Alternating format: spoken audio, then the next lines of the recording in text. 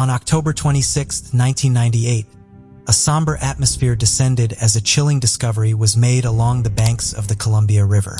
A body was found floating near Lower River Road in Vancouver, sparking shock throughout the local community. Authorities swiftly responded to the scene, eager to determine the identity of the unfortunate individual who had met an untimely end. As they approached the body, the strong smell of decay indicated that the man had been in the water for a significant period.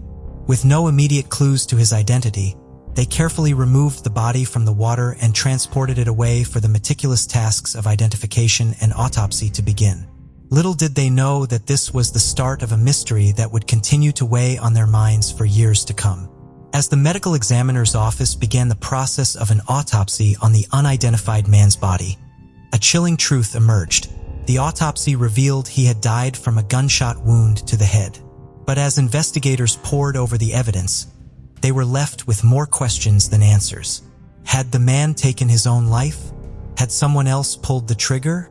The truth remained shrouded in uncertainty. But that wasn't all. It was believed that the man had been in the water for anywhere from 6 months to a year, and this left authorities scrambling to piece together a timeline of events leading up to his tragic end. Despite the passage of time, the medical examiner's office was also able to estimate the man's age at the time of his death, putting him at around 53 years old. These findings only deepened the mystery surrounding the case. Who was this man, and how had he met such a grisly end?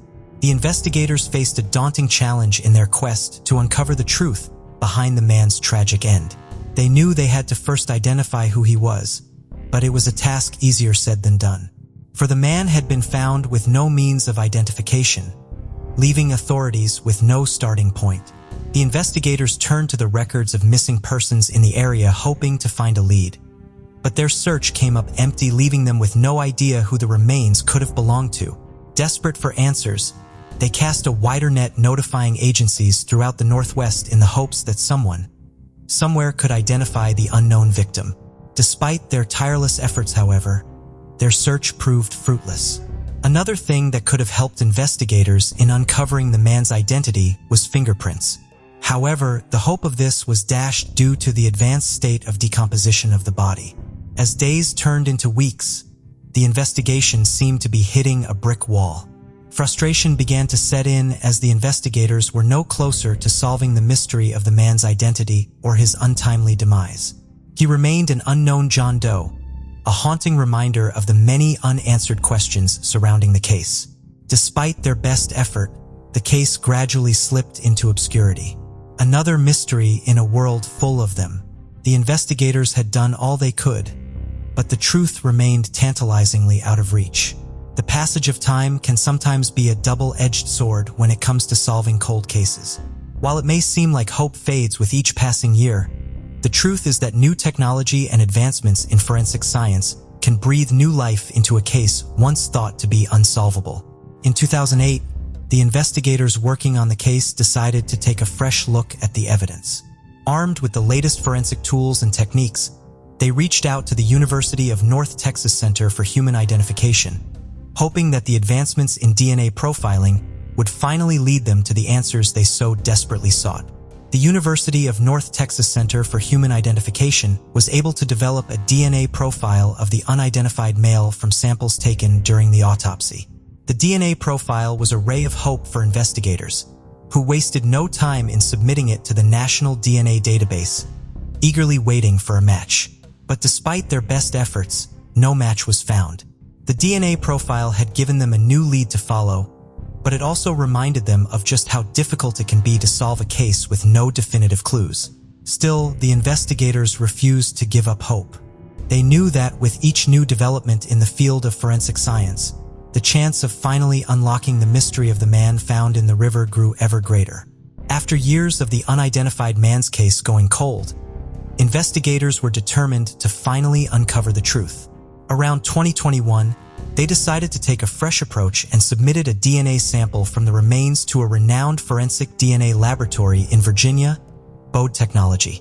With their expertise in extracting DNA from challenging samples, the scientists at Bode Technology eagerly took on the challenge.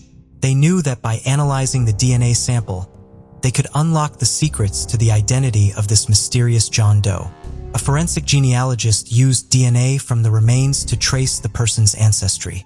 Through meticulous research and comparison, the forensic genealogist discovered an ancestral link to a family from California.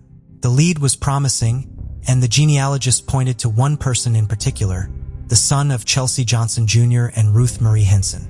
Interestingly, this individual named Michael Johnson had no traceable activities since 1998. The investigators knew they had struck gold and were now one step closer to finally unraveling the identity of the mysterious John Doe. And so, as the autumn leaves fell in October 2022, Nikki Costa, the operations manager of the medical examiner's office, made a breakthrough in the case of the unidentified man. Nikki managed to track down Chelsea and Ruth Johnson's other children, Russell Johnson and Kathy Bergen, and they revealed some startling information. Apparently, their brother Michael had disappeared without a trace over 2 decades ago and had cut off all contact with the family. Could this be the missing link that investigators had been searching for all these years? Nikki was bent on solving the case of the unidentified man. She tirelessly pursued the lead that the DNA sample belonged to Michael. To confirm her suspicions, Nikki reached out to multiple agencies determined to find the missing piece of the puzzle. The California Department of Justice Missing Persons DNA program provided analysis of family reference samples, while the Wasatch County Sheriff's Office collected a DNA sample from Johnson's sister, Kathy. Meanwhile, the University of North Texas Center for Human Identification sent its DNA profile, which was developed in 2008, to California's Missing Persons Program for comparison.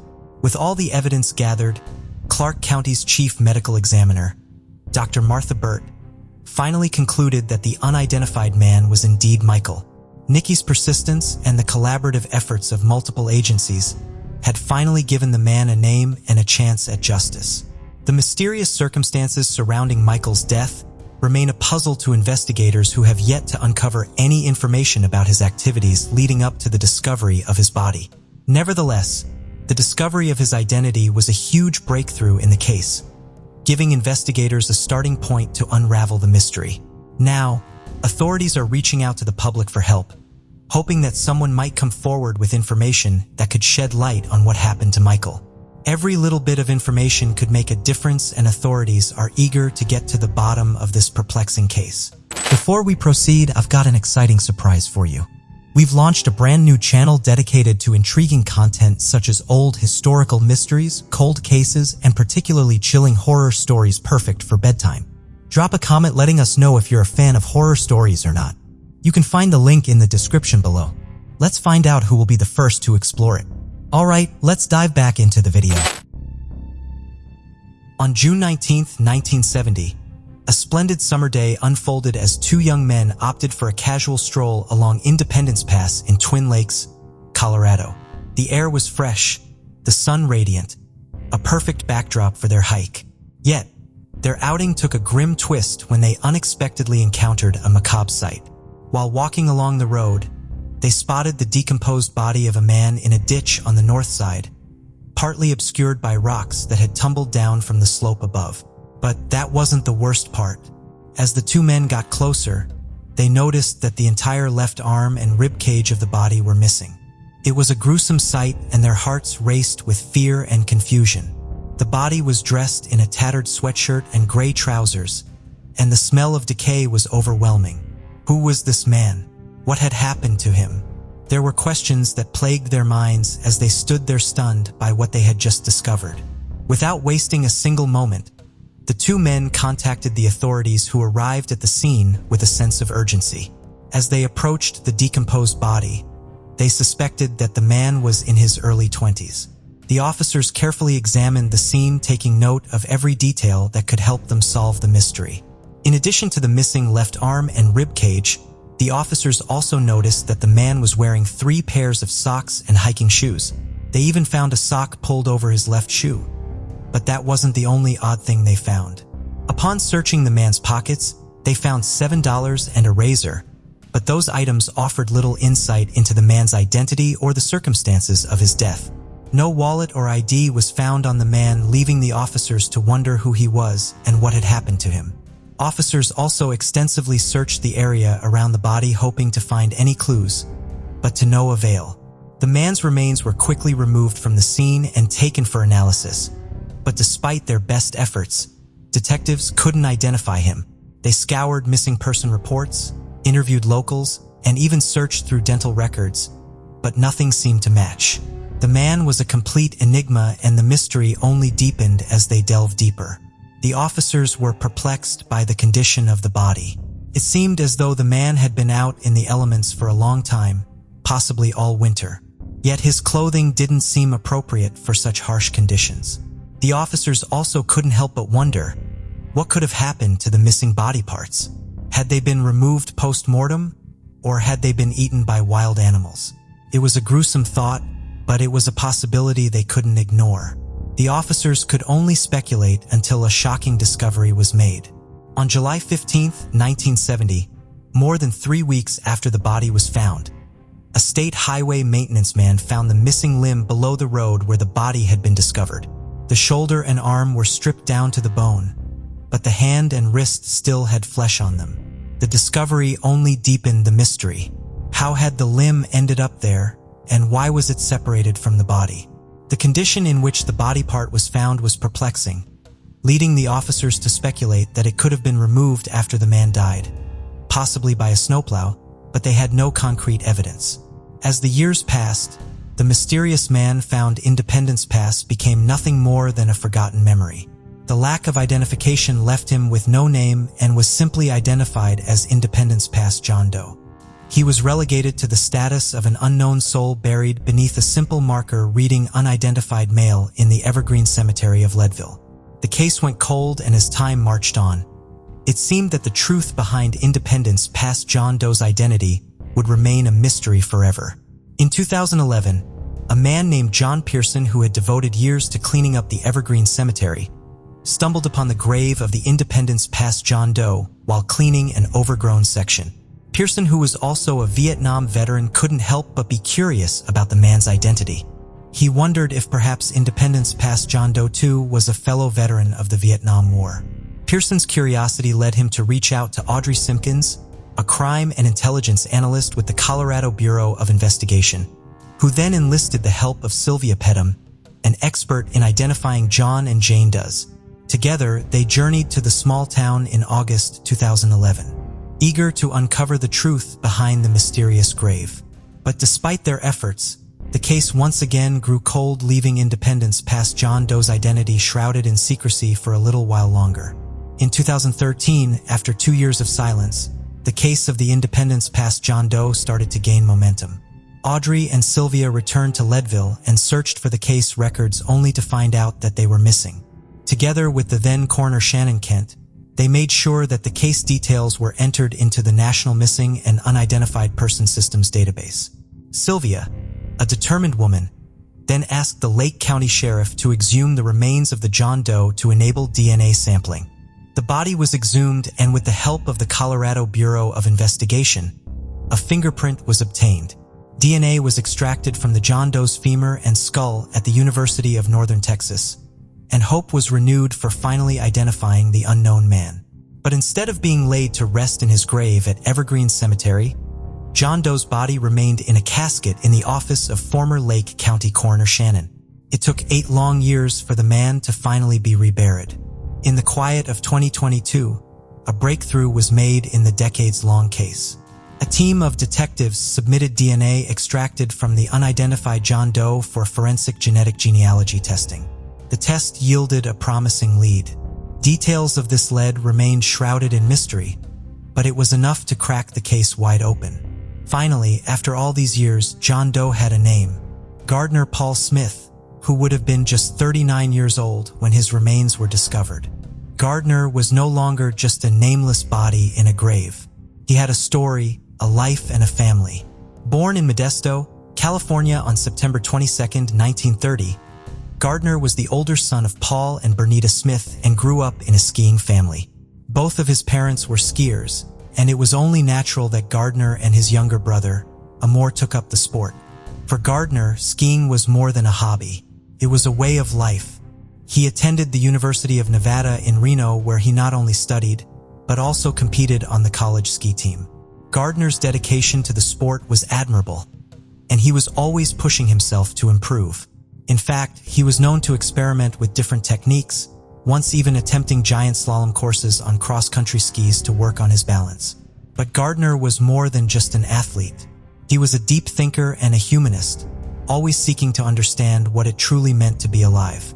In the latter part of his life, he became fascinated with psychic phenomena and the powers of the mind, and he wanted to unlock the secrets of human consciousness, and he spent countless hours exploring this area of study. In June 1951, Gardner was just a young man when he joined the Army, serving 2 years of active duty and then transferring to the reserves where he served 4 more years. He did his duty honorably and was discharged in June 1957. Gardner's path eventually led him to Argentina, where he met the love of his life, Jennifer Dawn Andrews, in 1961. The two got married, and Gardner brought his new bride back to California. It wasn't long before they welcomed their first child, a daughter named Jean, into the world on June 18, 1962. However, at some point, Gardner left his wife and young daughter. Jennifer eventually obtained a divorce from Gardner in 1968 and went on to marry Ernest M. Dillard. Unfortunately, Ernest passed away in 1974, leaving Jennifer a widow once again. As for Gardner, he drifted between California and Aspen, seemingly unable to settle down after his divorce. Dick Dorworth, an accomplished ski racer and Gardner's longtime friend, vividly recalls the last time he saw him in 1968. Gardner, who was living life on the road, was trying to promote a new ski pole grip he had designed. This was not the first invention he had created, as he had also come up with double-lens goggles but had failed to market it. After a week of crashing on his friend's couch, Gardner vanished into the unknown, never to be seen by Dorworth again.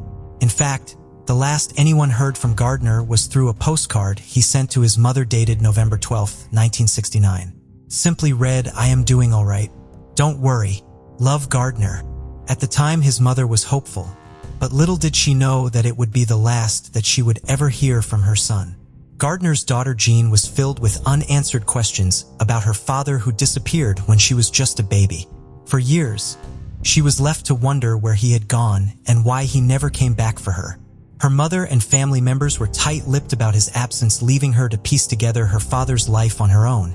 And it wasn't until decades later in that she finally got some answers, when her father's true identity was discovered. Now a 60-year-old woman with a family of her own, Jean is determined to give her father the honor he deserves. She plans to arrange a small military funeral and have a headstone made in his memory. As for where he will finally be laid to rest, Jean hasn't made up her mind yet. But one thing is for certain: she will always hold a special place in her heart for the father she never got the chance to know. The mystery surrounding Gardner Smith's death persists. While there is no record of an autopsy performed on him, the Colorado Bureau of Investigation reports that there was no evidence of foul play, and speculations about how he died continue to circulate. Some speculate he may have been the victim of a crime and his body was dumped in Independence Pass. Others suggest he may have hiked up there with the intent to hike back down, only to get caught in a sudden storm, become disoriented, and succumb to the cold. However, the truth about Gardner Smith's death remains shrouded in mystery, leaving many unanswered questions. Before we continue, 90% of you haven't subscribed to our channel, so if you like this video, please subscribe. It motivates us to make more content for you. Okay, let's continue. It was a chilly day on November 28, 1992, when something unusual caught the eye of a group of people near the Walker Wildlife Area off River Road in Colorado. As they approached the spot, they were struck with horror. The decomposed body of a man lay there, missing its skull. But even in death, the man was making a statement. He wore green shorts with bold black designs and a tan to black pullover shirt with a mysterious logo on the left side of the chest. The sleeves were cut off at the biceps. The people called it in, and authorities sprang into action, racing to the scene with sirens blaring. As they arrived, they quickly got to work, scouring the area for any clues that could help them identify the man. They searched high and low, turning over every stone, but alas, nothing came up. Even the man's clothes yielded no hints as to his identity, leaving the authorities scratching their heads in bewilderment. With no other choice, they took the body away for autopsy and identification, hoping that they could at least get some answers there. The medical examiner performed the autopsy, and what they discovered left them reeling. The man had been stabbed to death, leaving no doubt it was a case of homicide. The revelation sent shock waves through the community, and fear began to set in. Who would do such a thing and why?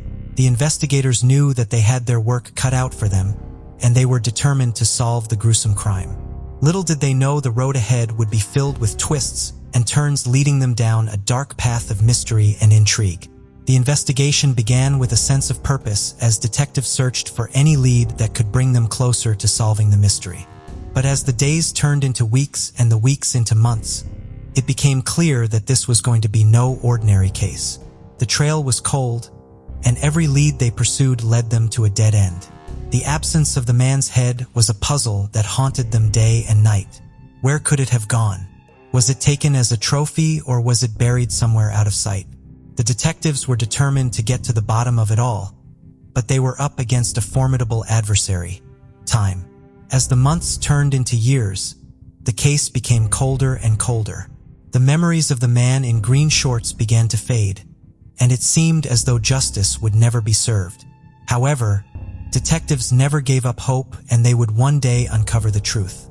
Years passed, and new technologies emerged that promised to make their jobs easier.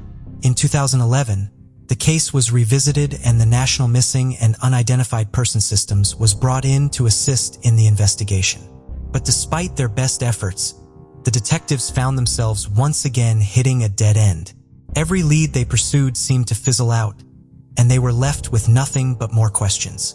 It was a frustrating time for everyone involved as they grappled with the realization that they may never uncover the man's true identity. But the detectives refused to give up even as the years continued to tick by. They knew that there was always a chance that new information could come to light, and they remained ever vigilant, never letting the case slip completely from their minds. In the year 2022, the Mesa County Sheriff's Office was determined to leave no stone unturned in their quest to bring justice for the man in green shorts. They knew that traditional investigative methods had failed them in the past, so they decided to turn to cutting-edge technology for help. They reached out to Othram, a forensic DNA analysis company, in the hopes that advanced genetic testing could help them finally establish the man's identity or identify a close relative who could provide vital information. It was a long shot, but detectives were willing to try anything to crack the case. But advanced DNA testing doesn't come cheap, and the detectives knew that they would need to secure funding to move forward. So they turned to DNA Solves, a platform that combines crowdfunding, volunteer data, and cutting-edge genomics to solve unsolvable cases. Thanks to the tireless efforts of the detectives and the generosity of the public, the funds were raised and the testing could begin. The skeletal remains of the man in green shorts were a puzzle that had confounded detectives for nearly 3 decades. But the remarkable advancements in forensic science helped them to finally begin putting some of the pieces together. The remains were carefully packaged up and sent to Othram State-of-the-Art Lab in the Woodlands, Texas. There, a team of brilliant forensic scientists worked tirelessly to extract DNA from the bones and build a comprehensive genetic profile for the unknown man.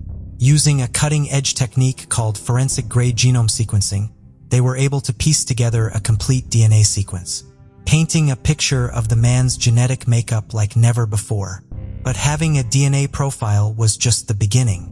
The team at Othram knew they needed to use this information to generate investigative leads that could help them to identify the man, and that's exactly what they did. With the help of their in-house genealogy team, they employed the power of forensic genetic genealogy to trace the man's distant relatives and create a comprehensive family tree. This information was then shared with the Mesa County Sheriff's Office, who were then able to identify a potential sibling of the unknown man.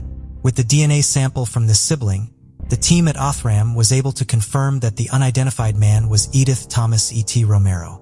The discovery of Edith's identity was a significant breakthrough for the Mesa County Sheriff's Office. But with the mystery of his death still unsolved, detectives knew they had to dig deeper to uncover the truth. Edith had come a long way from his early life, but the details of his upbringing remained shrouded in mystery. Despite this, detectives were able to piece together a picture of the man he had become. As detectives delved into his past, They discovered a man who had lived a life of service and sacrifice. His military service was just one example of the courage and bravery that defined him. They discovered that Edith was just 26 years old when he met his untimely end. He had ventured to Grand Junction, Colorado in the company of 2 other individuals from Louisiana in 1991. He resided in a now demolished house on 4th Street and worked as a dishwasher in a local eatery. The details surrounding his death remained hazy, but it is believed that he was killed during the summer of 1992. Now, as detectives continue to piece together Edith's story, they're asking for the public's help. If you have any information that could shed light on his untimely death, please do not hesitate to contact the authorities. Every little bit of information could bring us closer to the truth. From 1920 to 2006, a member of the Murdaugh family continuously served as the solicitor for the 14 circuits covering 5 counties in South Carolina: Allendale, Hampton, Jasper, Beaufort, and Colleton. The solicitor acts as the primary prosecutor, akin to a district attorney. This long-standing family legacy began with Randolph Murdaugh Sr., who held the position for 20 years until his unfortunate death in a train accident. His son, Randolph Buster Murdaugh Jr., succeeded him and served as solicitor from 1940 to 1986, marking the longest tenure in this role. Upon his retirement, his son Randolph Randy Murdaugh III assumed the position in 1986 and served until 2006. This continuity spanned 3 generations, totaling 86 years of distinguished service in a position of influence and authority. Randy Murdaugh also had 2 sons, potentially positioning them to continue the family legacy in the solicitor's office. The elder son, Randolph Murdaugh IV, and Richard Alexander Alec Murdaugh could potentially follow in their family's footsteps in the future. In my last covering, it appears that he pronounces his name as Alec instead of Alex, but I wasn't really sure until now, so we're just going to make that little correction. The 3 men, until recently, all served as senior attorneys at their family law firm: Peters, Murdaugh, Parker, Ellsroth, and Dietrich. So this is a family that is wealthy, well connected with all levels of the legal system as well as law enforcement. Alec and Maggie met at the University of South Carolina, where they both were students. They married soon after and then had their 2 sons.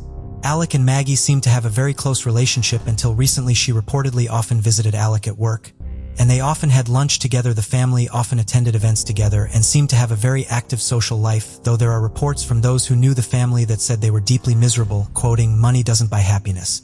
Now I would like to go into the series of unfortunate events that follow Alec Murdaugh and go through them in chronological order. In the early morning hours on July 8, 2015, a body was found in the middle of a rural road outside Hampton, South Carolina. The victim was identified as 19-year-old Stephen Smith, and his car was located 3 miles away out of gas. Stephen's body was covered in injuries, and his cause of death was listed as blunt force trauma, though it was initially reported on as a gunshot wound due to an injury to his head and a complete lack of any evidence consistent with a hit and run. There were no skid marks on the road, no vehicle debris, broken glass, or injuries associated with being hit by a vehicle. In the incident report, officers also noted that Stephen's shoes were loosely tied, and he was still wearing both. A former highway patrol investigator who was on the scene said that he believes that Stephen's injuries were more consistent with being beaten, and he was left in the road to make it look like a hit and run. His mother also stated that he wouldn't have been walking along the side of the highway. His wallet and cell phone were located inside his vehicle, and he could have called for help. She said that he wouldn't have used the main road. He knew the area extremely well, and he knew to cut through the woods to get home faster. In 2017, Stephen's mother said that the FBI came to see her and requested a few items, which included Stephen's cell phone. It isn't exactly known how the Murdaughs are connected, but their name was mentioned 9 times in the officers' police reports. The South Carolina Law Enforcement Division, or also called SLED, also received several tips from the public, asking officers to question Buster Murdaugh about the incident. Stephen's mother believes this was a hate crime, and Stephen was targeted because he was openly gay in a rural southern community. She said in an interview they laid him in the road like a piece of trash. Stephen was a human just like everybody else, and he deserves respect just like anybody else. He might not have been rich, but he was loved. She spoke to local reporters saying it was an uphill battle to get law enforcement to take her concerns seriously. For years, nothing seemed to be happening in the case. However, in 2021, the case was reopened with renewed hope of getting closure. So new court documents have unearthed more to this particular story than what was previously known. On February 26, 2018, the murder family's longtime housekeeper, Gloria Satterfield, died. The death was listed as accidental, and it was alleged to have been a trip and fall accident. Alec Murdaugh said that she had tripped over one of the family dogs and fell down a flight of stairs. Her injuries had been severe, and she was in a coma for 3 weeks before her eventual death. She had been employed by the family for over 2 decades. The incident had not been reported to the coroner, and no autopsy was done at the time of her death. More suspiciously, on her death certificate, her cause of death was listed as natural, which is not accurate, and it is unclear whether any sort of official investigation took place, as this was a workplace death and it should have been. Mrs. Satterfield was survived by her 2 sons, and we know these details because they are suing Alec Murdaugh for failing to pay out on a settlement that they had agreed on. The sons never received any of the settlement money, which is why they sued, and during the course of suing, they learned so much more than they had ever thought possible of Alec's murder. They alleged that at their mother's funeral, Alec approached them and said that he would help to take care of them, which included paying them the proceeds from a life insurance policy that had been taken out on Mrs. Satterfield's behalf. Murdaugh suggested an attorney for them to use, a Corey Fleming, but failed to mention that Fleming was a close and personal friend. The sons also alleged that Fleming helped divert $1 million from the settlement back into Meadows using a shell corporation. Okay, so this part is a little bit complicated as I am not a legal professional, but I'm going to break it down how I understand it. It appears that there was a settlement agreed on by the Murdaugh legal team and the legal team representing the sons, which was Corey Fleming. They agreed on a $500,000 settlement. However, it appears that there was a judge's order approving a $4,300,000 settlement, but that figure was never brought for the sons' approval. The document had been signed, but it was never filed with the courts. Out of that $4,300,000, they would have received roughly $2,700,000 after the legal fees were paid. However, the Satterfield family had never been made aware of this figure, just that $500,000 figure. It is alleged that the money was paid out by the insurance company and then accepted into a shell company called Forge, which was owned by Murdaugh, who was then able to funnel the money back to himself to pay off credit debts. There is a legitimate financial consulting firm called Forge, which handles insurance settlements of this nature, though they are not affiliated with the company that accepted the Satterfield settlement.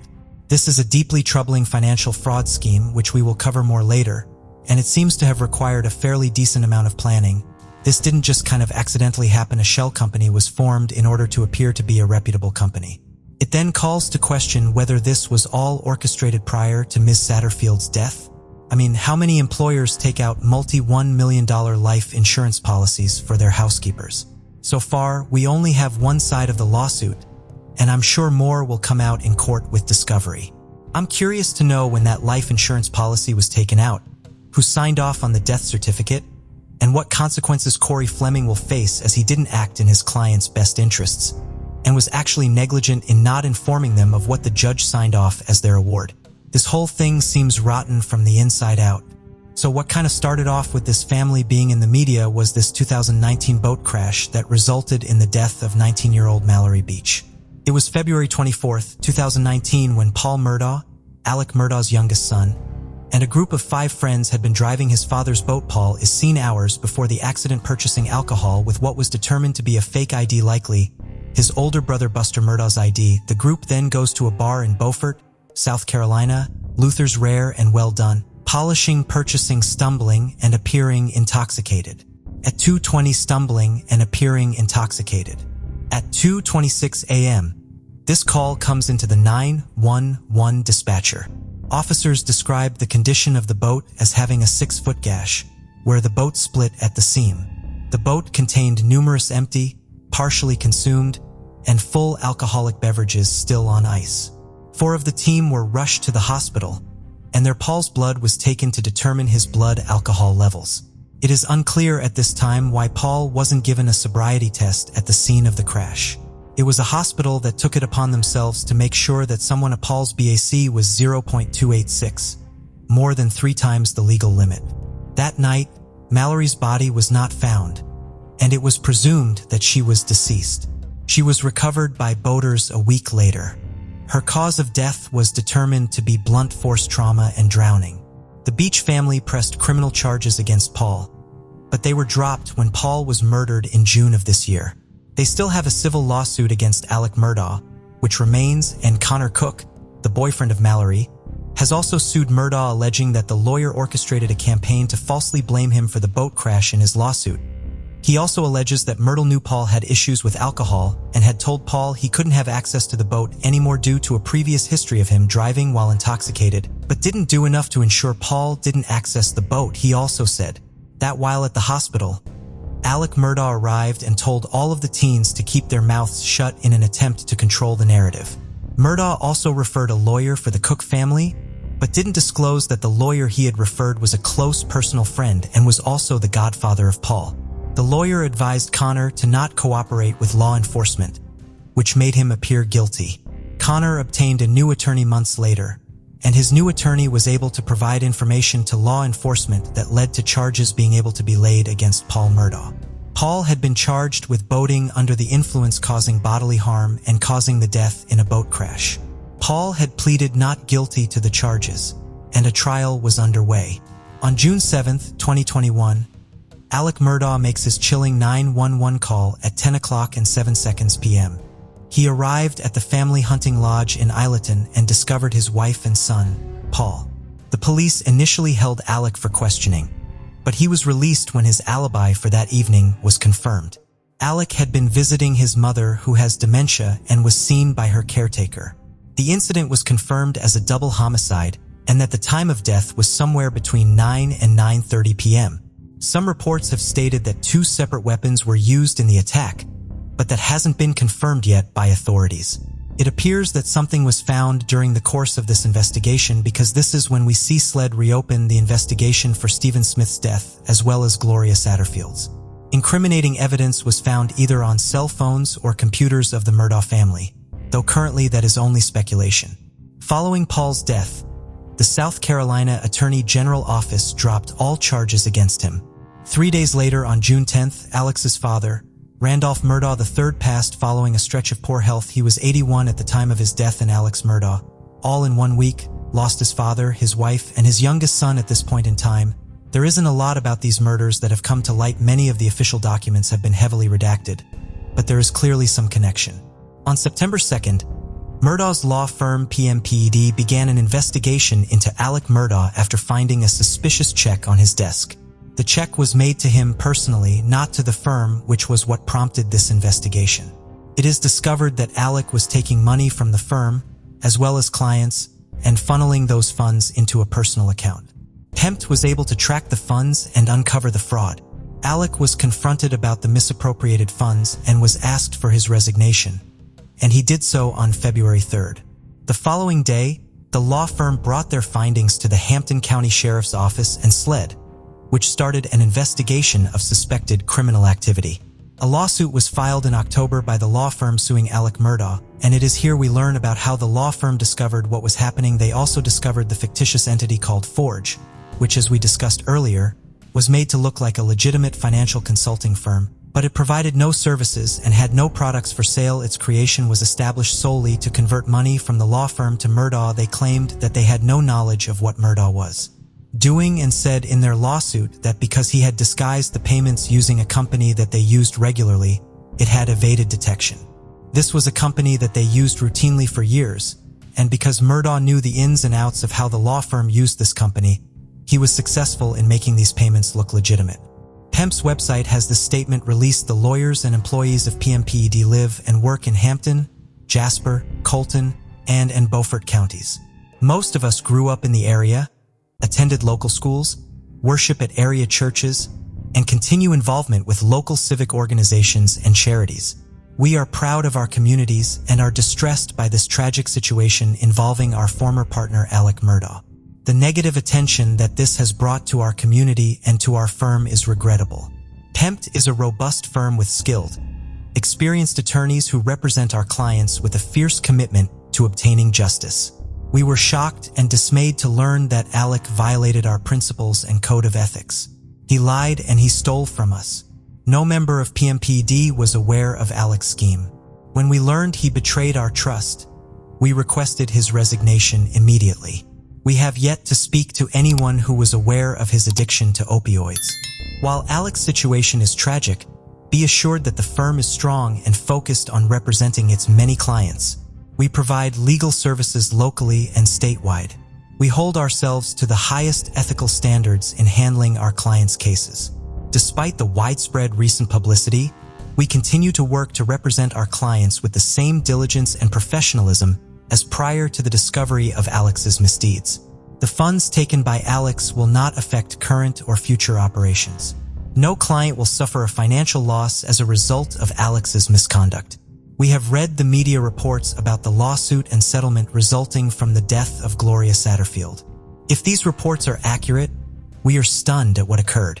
It is important for everyone to know that PMPD did not represent Alec in that case. His insurance company hired counsel to represent him. Like many of you, we have a lot of questions about Alec and what has recently come to light.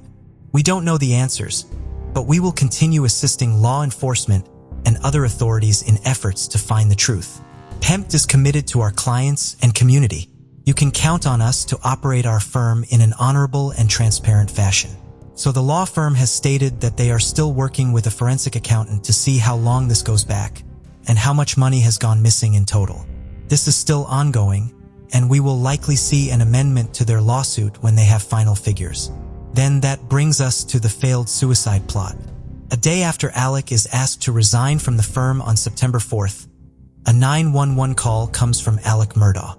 He claimed that while he was changing a tire, a rogue shooter drove by and attempted to kill him. He was located on the old Sachihatchee Road by himself with a head injury. Reports have been incredibly varied, with his lawyer stating that he had a severe injury with a skull fracture and an entry and exit wound. Though law enforcement noted on reports it was a superficial injury with just a bullet grazing. We did see footage of Alec Murdaugh only days later in court, and he doesn't appear to have any major visible injuries. Certainly no entry and exit wounds, so that to me is interesting. The shooter Curtis Edward Smith has gone on to give several interviews and is currently claiming that he was trying to stop Alec from shooting himself and the gun went off in the struggle. As stated in our previous coverage, Curtis Edward Smith was a one-time client of Murdaugh, but it is also alleged that Smith was the one that provided Murdaugh with illicit substances. On September 6th, Alex made that statement saying that he was resigning from the firm and entering rehab. Later that day, his law firm put out their statement basically saying, oh no, he was fired for stealing. On September 8th, we saw that the South Carolina Supreme Court suspended Alex Murdaugh's law license, effective immediately, as well as the license of Corey Fleming, the lawyer who handled the Gloria Satterfield settlement, misappropriation of corporate funds. There is also the lawsuit from Gloria Satterfield's family, as they haven't received anything from their mother's wrongful death settlement yet. Connor Cook also brought a suit forward against Alex Murdaugh, Buster Murdaugh, and employees that provided alcohol to Paul for their alleged roles in the boat crash that killed Mallory Beach. As of October 19th, Alec Murdaugh is being held in custody.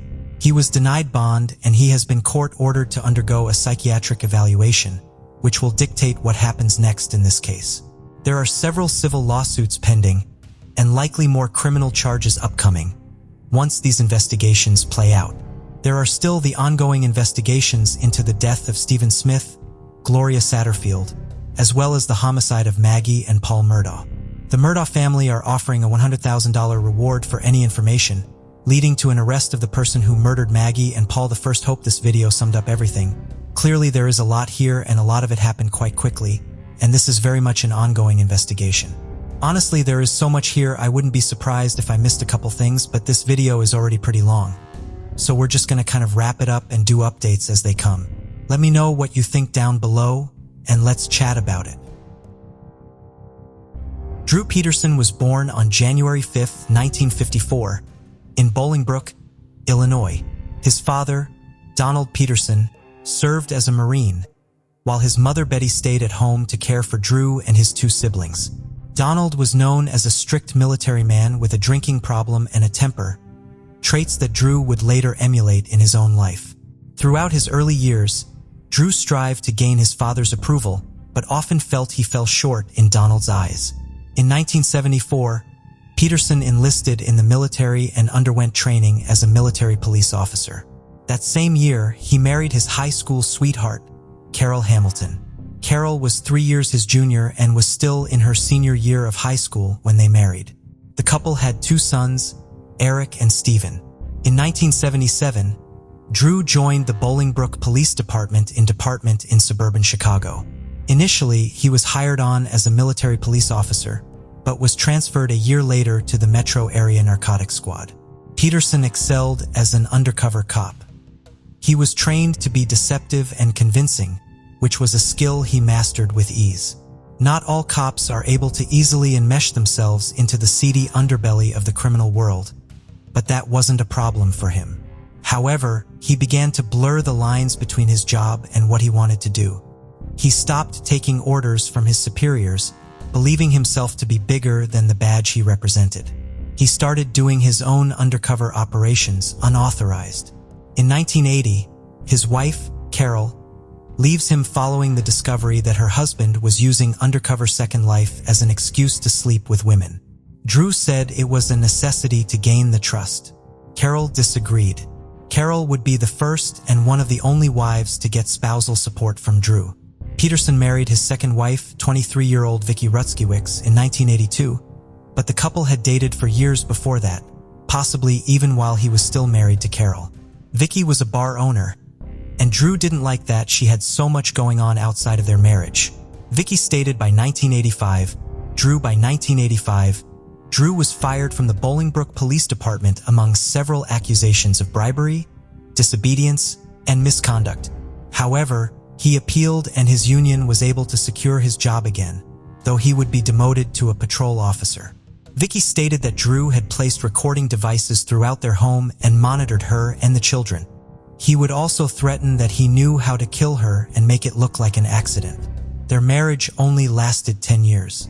Vicki finally had enough when it was discovered that Peterson was not so subtly dating someone new, Kathleen Sabio.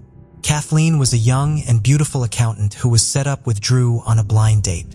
Kathleen had been swept away with gifts, vacations, and the promise of a stable life with a home and children. To Kathleen, Drew was Prince Charming. She believed every tall tale he told her, including that he was divorced, when in actuality he was very much still married. Drew had told her wild lies about Vicki, including that she was a mentally unstable drug addict. Drew warned her that if Vicki ever reached out to her, she should ignore everything because Vicki was so unstable and the divorce wasn't going well. Despite all the red flags, Kathleen and Drew married in 1992, only 6 months after their first date and only weeks after his divorce to Vicki was finalized. The couple had 2 children, and it was after the birth of their second son that Kathleen felt a change in their relationship. Kathleen had settled into motherhood, and much like his first 2 previous marriages, Drew hated when he wasn't the center of attention.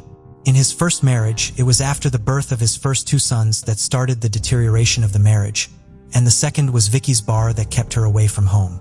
Drew resented that so much attention was being focused on the children and started abusing Kathleen in retaliation.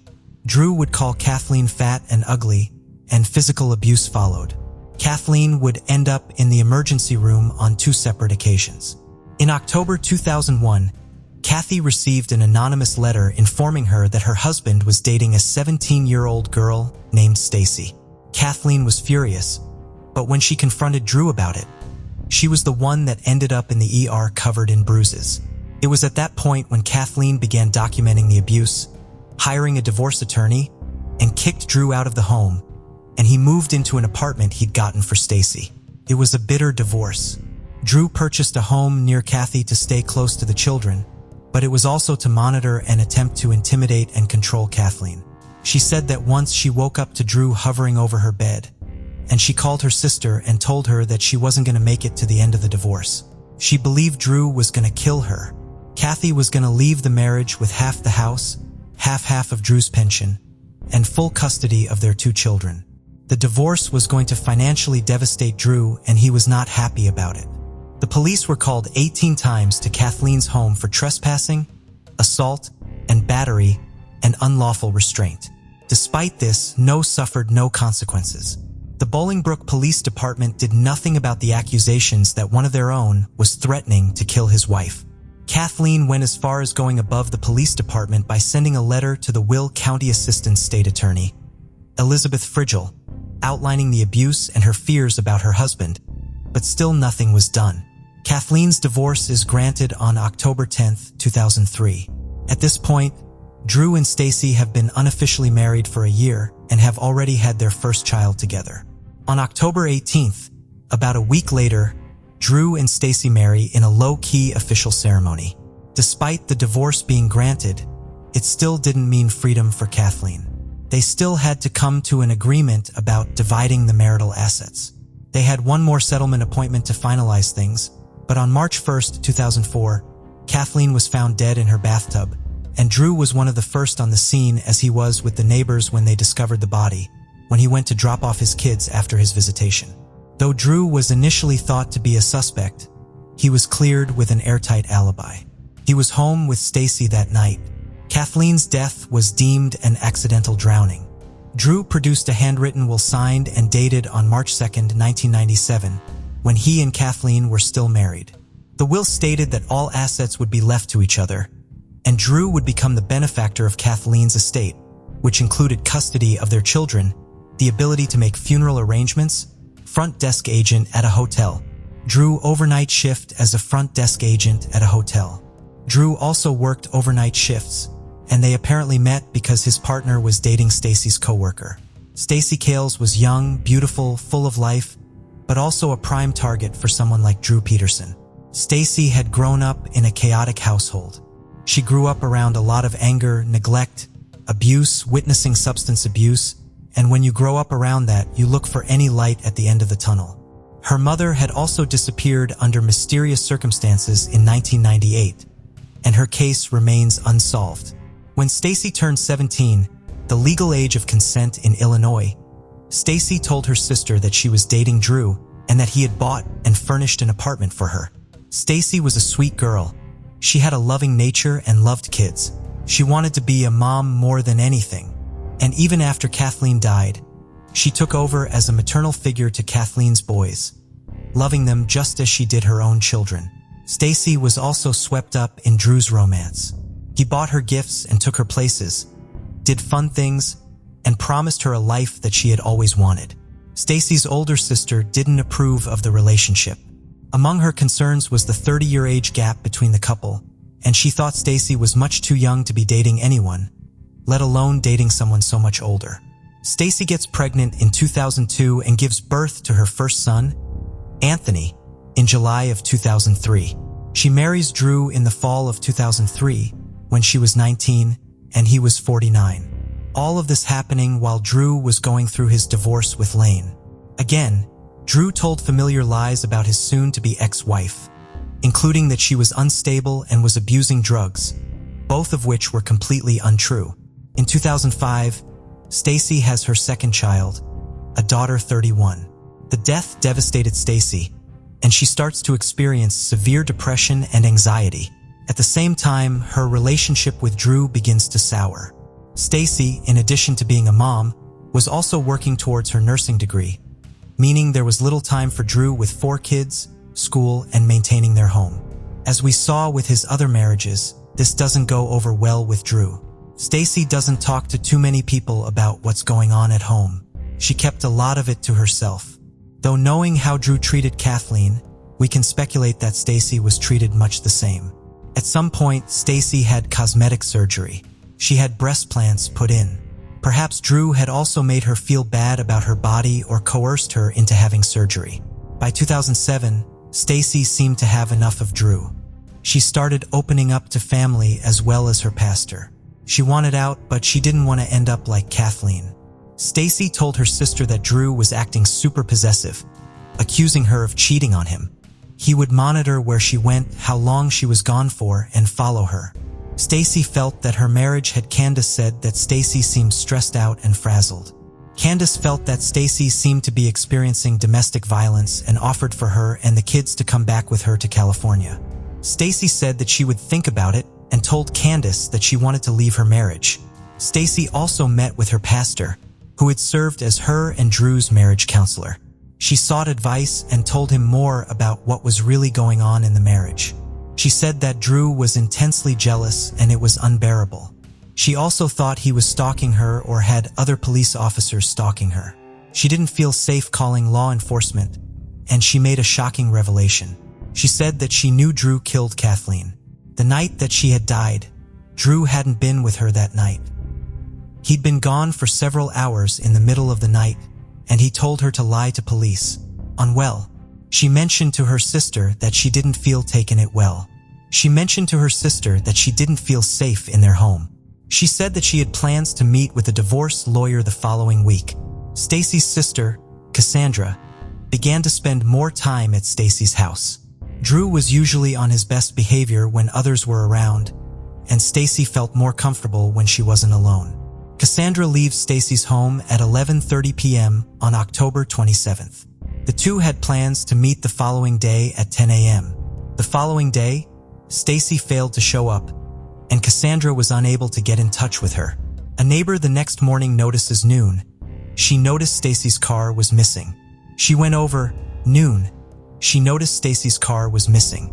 She went over and asked Drew where Stacy was, and he told her that Stacy had gone to her grandfather's house. He asked if she could watch the kids for a few minutes, which she did, and Drew left for about 15 minutes. Drew also called in sick for work that day, saying that he had unused accumulated sick time that he wanted to use before his retirement in January. Cassandra continues to attempt to get in touch with Stacy. She goes over to see Drew at 11 p.m. when she notices neither of the Peterson vehicles are in the driveway. Drew tells her that Stacy left him for another man. He said that she took $25,000, her car, and her bikinis. Cassandra knew something bad had happened right away. Given Stacy's fears, she knew that she would leave her children with Drew. She would also never willingly abandon her children. They were her whole world. Cassandra left and immediately filed a police report. She goes to another police department, the Downers Grove Police Department, but they tell her to go to the Bolingbrook PD. Reluctantly, she files there, and Drew was tipped off at 2 a.m. She also drove to the Illinois State Police Department and filed a statewide missing persons report. On October 29th, Tom Murphy, Drew's stepbrother, is admitted to the following a suicide attempt. He claimed that the night Stacy disappeared, Drew had called him and asked him to move something. A blue bin that Drew had removed from his bedroom and asked for help putting into his car. Tom said that Drew told him this never happened. Tom came to the horrifying conclusion that he had helped get Stacy's body out of the house. The guilt tore at him and he was scared of Drew and he attempted to kill himself. Tom was offered an immunity deal and he wore a wire in attempt to get Peterson to say something incriminating. Nothing comes of the call, but Tom says that in days leading up to Stacy's disappearance, Drew had asked him to kill Stacy, but he said that he couldn't. Drew started a media campaign. He goes on Larry King Live, The Today Show, countless radio shows to talk about his missing wife. His campaign goal was simple: paint Stacy as an emotionally unstable individual who had cheated and left him for some tropical destination. A search warrant was executed on November 1st. The household computers, cell phones, vehicles, and firearms were seized. It was also announced that Kathleen Sabio's death would be re-examined. On November 9th, Drew was announced as a suspect in Stacy's disappearance, and Kathleen's body is exhumed. Drew is suspended without pay when it's determined that Kathleen had extensive bruising and a 1-inch gash on the back of her head. Her death didn't appear to be accidental after all. A re-examination of the crime scene photos determined that the death may have been staged to look like an accident. And on November 12th, Drew resigned from the Bolingbrook Police Department. They accepted his resignation, and Drew was able to retire with an annual pension of $72,000 a year. Drew continues his bizarre behavior with reporters. 2 separate forensic pathologists, one paid for by the state and the other privately paid for by the Savios family, both conclude their findings of Kathleen's autopsy to be foul play. Meanwhile, An extensive investigation begins to locate Stacy. Drew hired statement confirming that he was engaged to 23-year-old Christina Rains. Drew continued to keep himself in the media, though as time went on they became less about finding Stacy and more about clearing his name in the suspicions around his last two wives. In April of 2008, he took to the media again and said he was offering a $25,000 reward for any information leading to the safe return of his wife, Stacy. He said in a statement, "Her mom left her, and it's clear that history has repeated itself and that Stacy does not want to be found either," says Peterson. "I don't know whom she left with or where they are. Maybe the money will prompt someone to come for the first time on felony weapons charges." One of the guns that were seized from his home was an AR-15 assault rifle that was too short under state law. Another charge was added when it was discovered that he had illegally transferred Kathleen Savio. Again, he pleaded not guilty, but this time he was held on a $20 million bond and he remained in custody. There was mounting evidence against Drew, including a witness that came forward, a former friend of Drew, who'd said that he'd been asked by Drew to take care of Kathleen. Again, as we saw so many times before, the media circus continued to swirl around Drew Peterson. The judge was even forced to issue a gag order to stop Drew and his media team from doing any more interviews. Drew's legal team tries everything to try and get this case dismissed. They even brought on a team of legal students to help them find grounds to get the case thrown out. All efforts were refuted and the trial continues in May of 2012. Despite a lack of physical evidence connecting Drew to the crime, there were numerous testimonies from witnesses, including Drew's first two wives, that illustrated what it was like to be married to Drew and what it was like when the relationship had run its course. The abuse, the threats, the misuse of his badge and position as a police officer, as well as his history of violence. The prosecution's star witness was Stacy and Drew's pastor, who testified as to what Stacy had told him during their final counseling session. The moment during the trial that would hit a home run for the prosecution was when Drew's defense called Stacy's divorce attorney to the stand. It seemed that they had miscalculated what the lawyer was going to say. They thought his testimony would paint Stacy as a vindictive ex-wife looking to take everything from Drew. Instead, the lawyer told the courts what Stacy had told him. On September 6, 2012, the jury comes back with their verdict, and Drew Peterson is found guilty of first-degree murder. At his sentencing hearing, he screams in court, "I did not kill Kathleen." To which Kathleen's sister says, "Yes, you did." Peterson was sentenced to 38 years in prison for the death of his third wife, Kathleen Sabios. While Drew is in prison, the search continues to find anything to connect Peterson to the disappearance of Stacy. He was being recorded in prison when investigators get a bombshell. From behind bars, Drew was trying to arrange to have the state's attorney, James Glasgow, killed. Peterson is charged again, this time for solicitation to commit murder, and has a second trial in 2016. This trial is much faster, and the jury only took an hour to deliberate. Drew Peterson was found guilty and sentenced to 40 more years in prison. His police pension is also revoked. Today, Drew Peterson remains behind bars. He was transferred to the Terre Haute Federal Correctional Institution to a more secure facility in 2017, and that is where he remains. He continues to maintain his innocence in the murder of Kathleen Sabio and Stacy Peterson. As of this year, Stacy Peterson has been missing for 14 years and is presumed to be deceased. Her children are now in the custody of one of Kathleen's sons. Stacy's sister, Cassandra, continues the search. She claims that she knows the location of her remains, but hasn't been able to recover them. At her own expense, she has hired numerous experts to help her and remain hopeful that one day she's able to give her sister a proper resting place. The incident occurred in Green Bay, a city in Wisconsin situated on the shores of Lake Michigan. With a population of approximately 104,000 residents, it ranks as the third largest city in the state. Green Bay is renowned for its fervent football culture and is the proud home of the Green Bay Packers, a highly successful team in the National Football League. The city boasts a diverse economy supported by sectors such as healthcare, education, manufacturing, and tourism.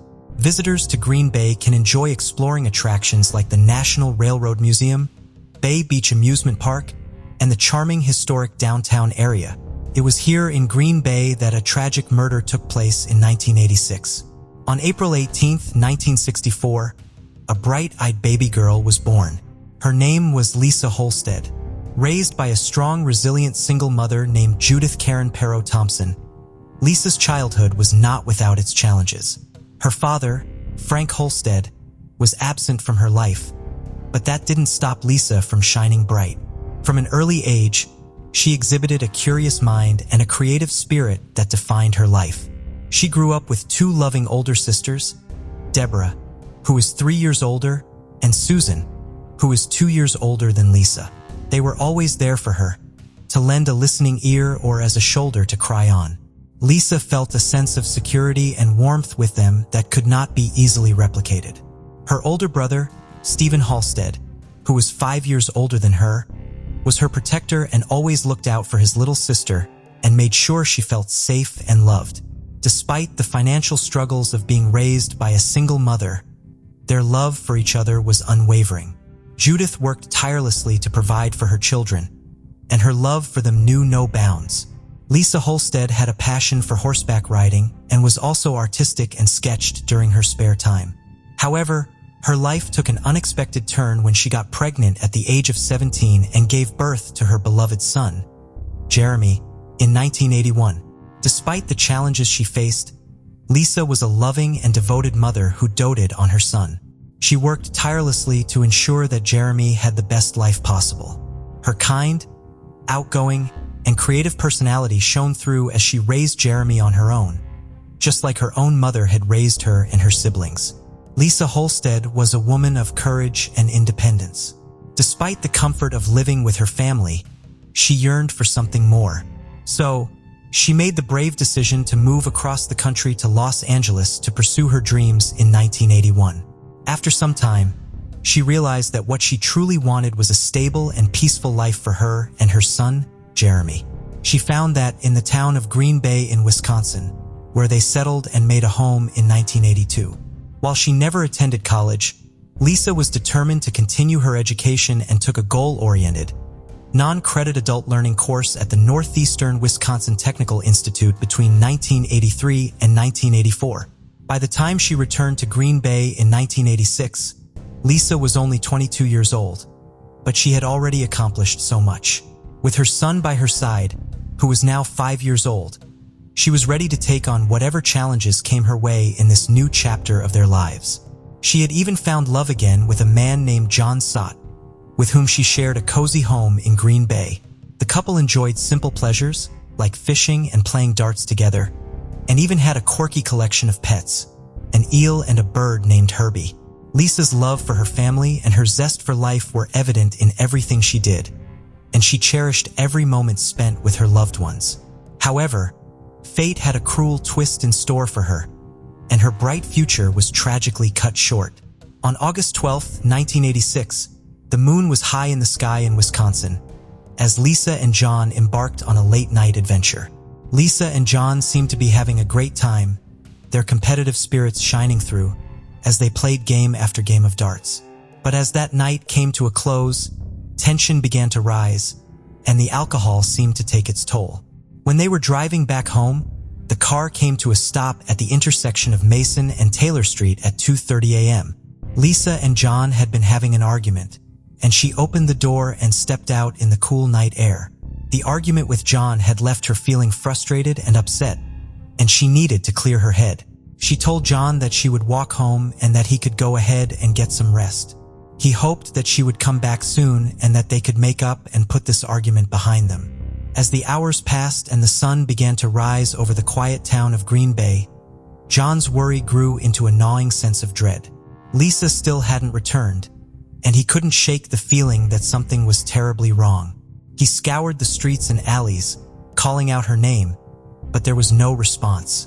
Desperately, he made his way to the police station and reported her missing, and his heart was heavy with fear and uncertainty.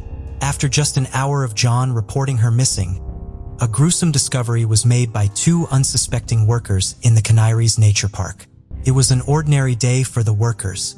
As they made their way along the riverbank, something caught their eye. A hand jutting out from the water's surface. Intrigued, they pulled their truck to a stop and approached the water's edge. What they found there would haunt them forever. The lifeless body of a woman lying partially unclothed, as if she had been cast aside like an unwanted object. They immediately called the authorities, and within minutes, the officers from the Green Bay Police Department arrived at the scene and were met with a gruesome sight. The unknown woman's lifeless body lay in the marsh, surrounded by tall reeds and murky water. The detectives tried to secure the area to gather any evidence. As the detectives combed through the marsh in search of any clues that could lead them to the woman's identity, they stumbled upon a small piece of fabric poking out from under the murky waters. With a sense of urgency, they waded through the marsh to retrieve the fabric, and upon closer inspection, they discovered an identity card hidden in the back pocket of a pair of jeans. It was then that they were able to confirm the victim's identity as Lisa Holstead.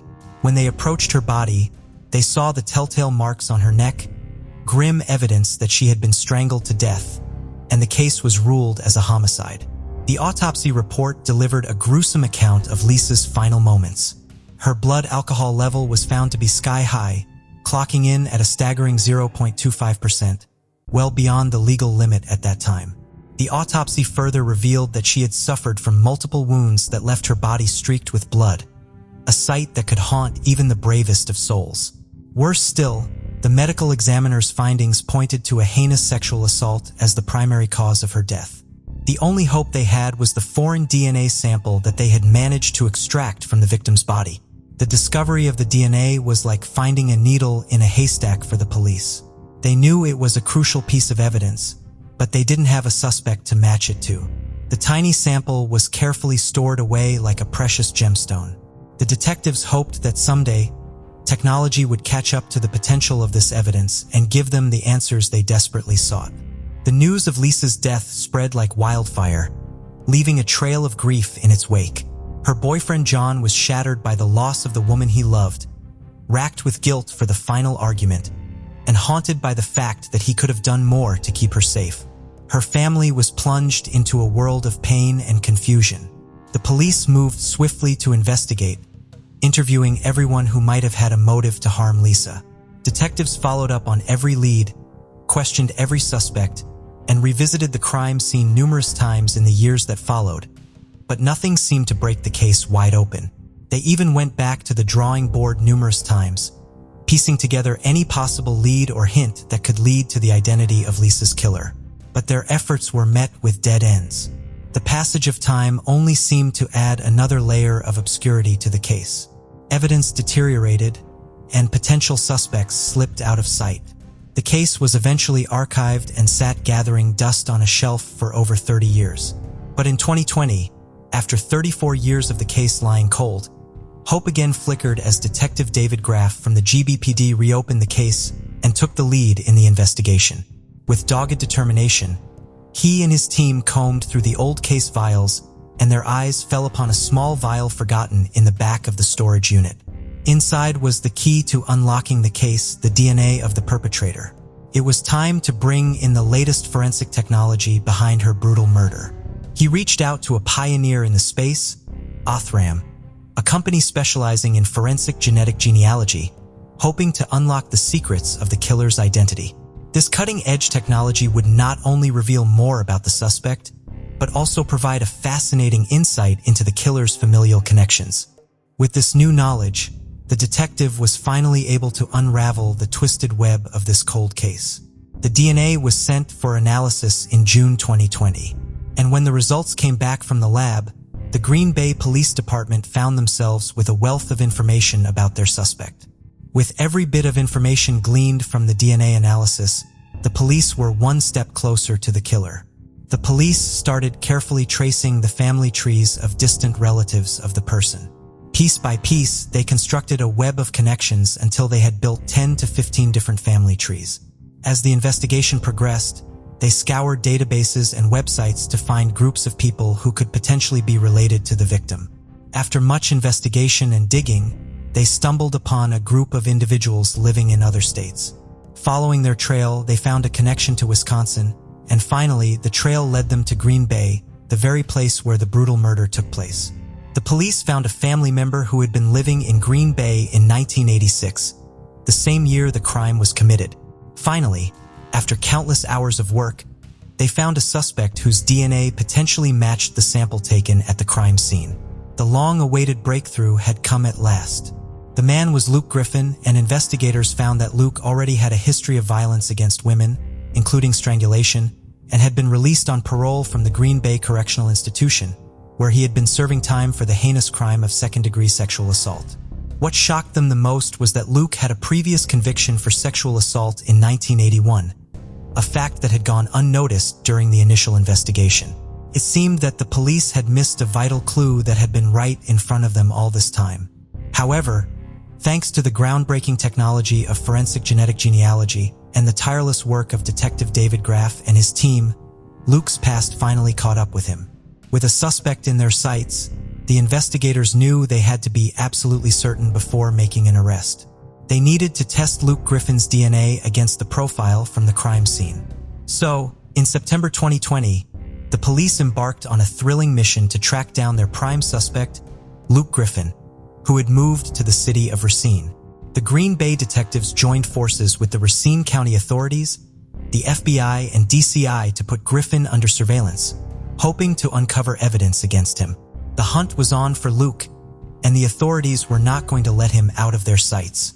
They trailed him to another town in Wisconsin, watching his every move. On September 18, 2020, while they were watching him, they saw him disposing of some beer cans in a dumpster and carelessly tossing a cigarette butt on the ground. Little did he know that these seemingly insignificant acts would lead to his undoing. The discarded items were quickly collected by the police and sent back to the lab for further DNA testing. The results came back on September 29, 2020, and the authorities were ecstatic. The DNA was a perfect match to that found at the crime scene over 3 decades ago. On October 28, 2020, at around 6 a.m., there was the sound of handcuffs clicking into place as Luke was escorted out of his home. Neighbors peeked out from behind their curtains, whispering amongst themselves as a police car drove away with Luke to Brown County Jail. In the interrogation room, Luke sat stone-faced as he denied any involvement in the murder. When the questioning intensified, Luke's resolve began to waver, and he finally confessed to having a sexual encounter with the victim. But he claimed that his memory of that night was hazy at best, citing intoxication with drugs and alcohol as a reason for his confusion. As the details of the crime unfolded, it became clear that Luke's intoxication had clouded his memory, and he was unable to recall the events that led to Lisa's death. The once elusive suspect was now in custody. In 2021, it was time for his trial. The courtroom was packed with reporters, family members of the victim, and curious onlookers as Luke Griffin entered, flanked by guards. All eyes were on him as he took his seat at the defendant's table. Luke's fate honed in the balance as the trial began and the prosecution presented their evidence. The jury listened intently, absorbing every detail of the case. Luke recounted the events of that fateful night in 1986 and told the jury that he had simply stopped at McDonald's and then taken a route that happened to pass by the spot where Lisa's body was later discovered. But with every word he spoke, the weight of the crime he committed seemed to hang heavier on his shoulders. As the trial went on, the evidence against him continued to mount, until finally, the jury was left with no choice but to make a decision. And Luke was booked on a first-degree homicide charge, and his bail was set at $1 million after a long and grueling legal battle. On January 27, 2023, Luke made a dramatic decision to plead no contest to the charge of homicide by reckless conduct. Again, the courtroom was tense as the judge read out the verdict, and Peter Hain, one of Luke's attorneys, argued for a more lenient sentence, citing Luke's poor health and the 2 years he had already spent in jail. However, Judge Timothy Hinkfist was unmoved by Hain's request, stating that Luke's lack of accountability and failure to take responsibility had only continued to victimize Holstead's family. Hinkfist went on to explain that the sentence he was able to give was limited by the laws in place at the time of the crime and that current Wisconsin law only allows for a maximum of 40 years for homicide by reckless conduct, a Class C felony. There was a collective gasp from the crowd as Luke was found guilty of the crime, and was charged with first-degree intentional homicide. It was a bittersweet victory for the prosecution, who had worked tirelessly to bring justice for their victim's family. On March 27, 2023, 67-year-old Luke Griffin was sentenced to 10 years in prison, the maximum penalty available under the law in 1986. Under the old sentencing law, Luke can be released after serving 2/3 of his sentence. He was also granted 2.5 years of time served, which means he could be released in 4.5 years and is eligible for parole in less than 6 months. The legal battle surrounding the case had been intensely fought since 2020, according to the Brown County Circuit Court Judge Timothy Hinkfuss. When delivering the sentence, Judge Hinkfuss acknowledged that Lisa Halstead's murder was a despicable and heinous act, but was constrained by the laws in effect at the time of the crime. Despite acknowledging the maximum sentence was woefully inadequate, Brown County District Attorney David Lassie called for it to be imposed, citing the severity of the crime and its impact on the victim's family. He failed to take accountability and avoided justice for 34 years. Lassie said, "The impact that has had on the family is significant. The family members' emotional impact was evident through the hearing, and they made it clear that no sentence could bring back their beloved Lisa." The courtroom was filled with emotion when 5 of Halstead's family members stood before the judge to deliver their witness statements. Their voices trembled with grief and anger when they recounted the pain and trauma they had endured for over 3 decades. One sister, a brother, a niece, a son, and a granddaughter all spoke passionately, sharing the impact the long, cold case had on their family. They described the void left by their beloved sister, mother, and grandmother, and expressed their disappointment with the maximum sentence available. Stephen Halstead's, Lisa's brother's voice was thick with emotion as he addressed the man who had caused his family so much pain. "The pain it caused our family cannot even be described to you," he said, his eyes fixed on Luke. "Many tears. I have thought about Lisa all these years. Every day, it's been 13,377 days since you murdered her." They painted a picture of a kind and loving woman, a devoted mother to her young son. The family spoke of Lisa's creative spirit, her love for art and music, and her trusting and outgoing nature. They shared that they had few photos of Lisa and no videos, but one family member brought a framed picture of her to the stand, and another played an audio recording of her singing as a child. The case of Lisa Halstead is a testament to the power of perseverance and the remarkable advances in forensic technology that have been made in recent years. While it may have seemed like an unsolvable mystery for decades, the tireless efforts of law enforcement and the use of cutting-edge forensic techniques ultimately led to justice being served. What sentence do you think Luke deserves for his crime? Let us know your thoughts in the comment section down below. It was in Boone where a heartbreaking murder occurred in 1976. Born in the scenic state of Kentucky, amidst rolling hills and tranquil streams, a new life began on November 28, 1959. Daniel Henry Claver and Betty Jane Meek Reneker radiated happiness as they welcomed their beloved baby girl, Carol Sue Claver, into the world. Her older brother, Thomas Claver, eagerly embraced his new role as her sibling. Carol was known for her remarkable sense of humor. She was extremely modest for a teenager and had a lot of empathy for underprivileged people. She was a volunteer at St. Charles Nursing Home at the age of 16. Carol had also been a Brownie and Girl Scout in her younger days. She enjoyed cooking, sewing, playing records, and was always into music. At the age of 5, her piano lessons also started. Carol was also learning violin, and she had been chosen by her piano teacher Hattie Schatzman to represent her students at the Ohio Music Teacher Association. Carol played twice at the Taft Museum. Her passion for music and natural talent made her a beloved member of the Dixie Heights High School String Ensemble, and her classmates were drawn to her outgoing and kind personality. On June 5, 1976, the sun shone brightly over the quaint town of Union, Kentucky, as the residents began their day like any other. Dr. Gaines Huey, a well-regarded dentist from Walton, left his house early to make his way to work, ready to tend to his patients' dental needs.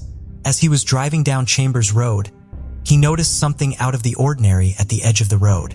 With curiosity, he pulled over and walked towards the object. It was only when he got close he realized what he had found. A body lying eerily still next to a culvert that served as a drainpipe for rainwater. In a state of shock and with trembling hands, he called the Kentucky State Police. Trooper Jan Wuchner happened to be on duty that day. Wuchner, a seasoned investigator who had previously served with the Boone County Sheriff's Department, quickly rushed to the scene to unravel the mystery of the lifeless body lying by the roadside. The detectives from the Walton State Police Department arrived at the crime scene at around 7:15 a.m., their eyes scanning the area with an acute attention to detail. As the detectives began their investigation, they noticed the telltale signs of a struggle. Broken twigs and trampled grass hinted at a violent scuffle, and a few feet away was the body of the victim, with injuries betraying she had been attacked and strangled. With a growing sense of dread, the investigators came to the grim realization that this was not a random act of violence, but a deliberate and calculated murder. The investigators were determined to leave no stone unturned in their quest for justice. But despite their best efforts, they couldn't find any concrete evidence at the crime scene. Frustrated at the loss, they decided to turn to the body of the victim for answers. Her body was sent to the county's medical examiner's lab for a thorough autopsy. The medical examiner performed a painstaking autopsy, carefully analyzing every inch of the victim's body for clues. Every cut, bruise, and wound was carefully documented, and every clue analyzed with precision. The results of the autopsy revealed the brutal truth of her death. The evidence suggested that she had been subjected to a vicious beating, her body bearing the telltale signs of a tire iron used with unrelenting force. The once beautiful face was now distorted with bruising and swelling, and the examiner noted the deep lacerations on her scalp, likely caused by a blunt object. The crushing blow to her head had caused irreparable damage, leading to her tragic and untimely demise. The signs of abuse and brutal physical trauma were also evident. It was a heartbreaking moment for all involved, as the cause of death was ultimately determined to be asphyxia caused by manual strangulation and blunt force trauma to the head. The discovery of such viciousness added a new level of urgency to the investigation. While analyzing the evidence found at the scene, they discovered some traces of foreign DNA on the victim's clothing. Despite their best efforts, they were unable to match it to anyone known at the time. With the hope of technological advancements in the future, they carefully preserved the evidence, knowing that one day it might lead to a breakthrough in the case. Through their tireless efforts, detectives were able to locate one of the family members who was the brother of the victim with the help of DNA that was extracted from her body. He summoned the courage to come and identify the body. With heavy steps, Thomas Claver, who was 23 years old at the time, walked into the morgue as he gazed upon the still and lifeless form of his beloved sister, Carol Sue Claver, on the cold metal table. Tears streamed down his face. The pain in his heart was overwhelming as he realized that he would never again hear her infectious laugh or see her dazzling smile. With the investigation progressing, the investigators didn't leave any stone unturned. They combed through the community, knocking on doors, speaking to residents, and gathering any information that could provide insight into the tragic incident. They also delved deep into Carol Sue Claver's past, talking to her family and friends to gain a deeper understanding of her life and any possible enemies. The investigators learned that June 4th, 1976 was an ordinary day for the Claver family. Carol Sue Claver, a 16-year-old carefree teenager, hopped onto her bike and rode around town with the wind in her hair and a smile on her face. She greeted the locals, chatted with friends, and basked in the warmth of the summer day. Later in the evening, she plans to meet a friend at Zeno's Hyde Park restaurant. She left her home at 5:30 p.m., but as the sun began to set, a young man in a stylish Chevrolet Monte Carlo car accompanied Claver to her home. According to one of the neighbors, she caught a glimpse of the young man, and he had sandy blonde hair, towering at an impressive 6 feet tall with a slim figure. They exchanged a few words before Carol went inside the house, leaving the man waiting eagerly outside.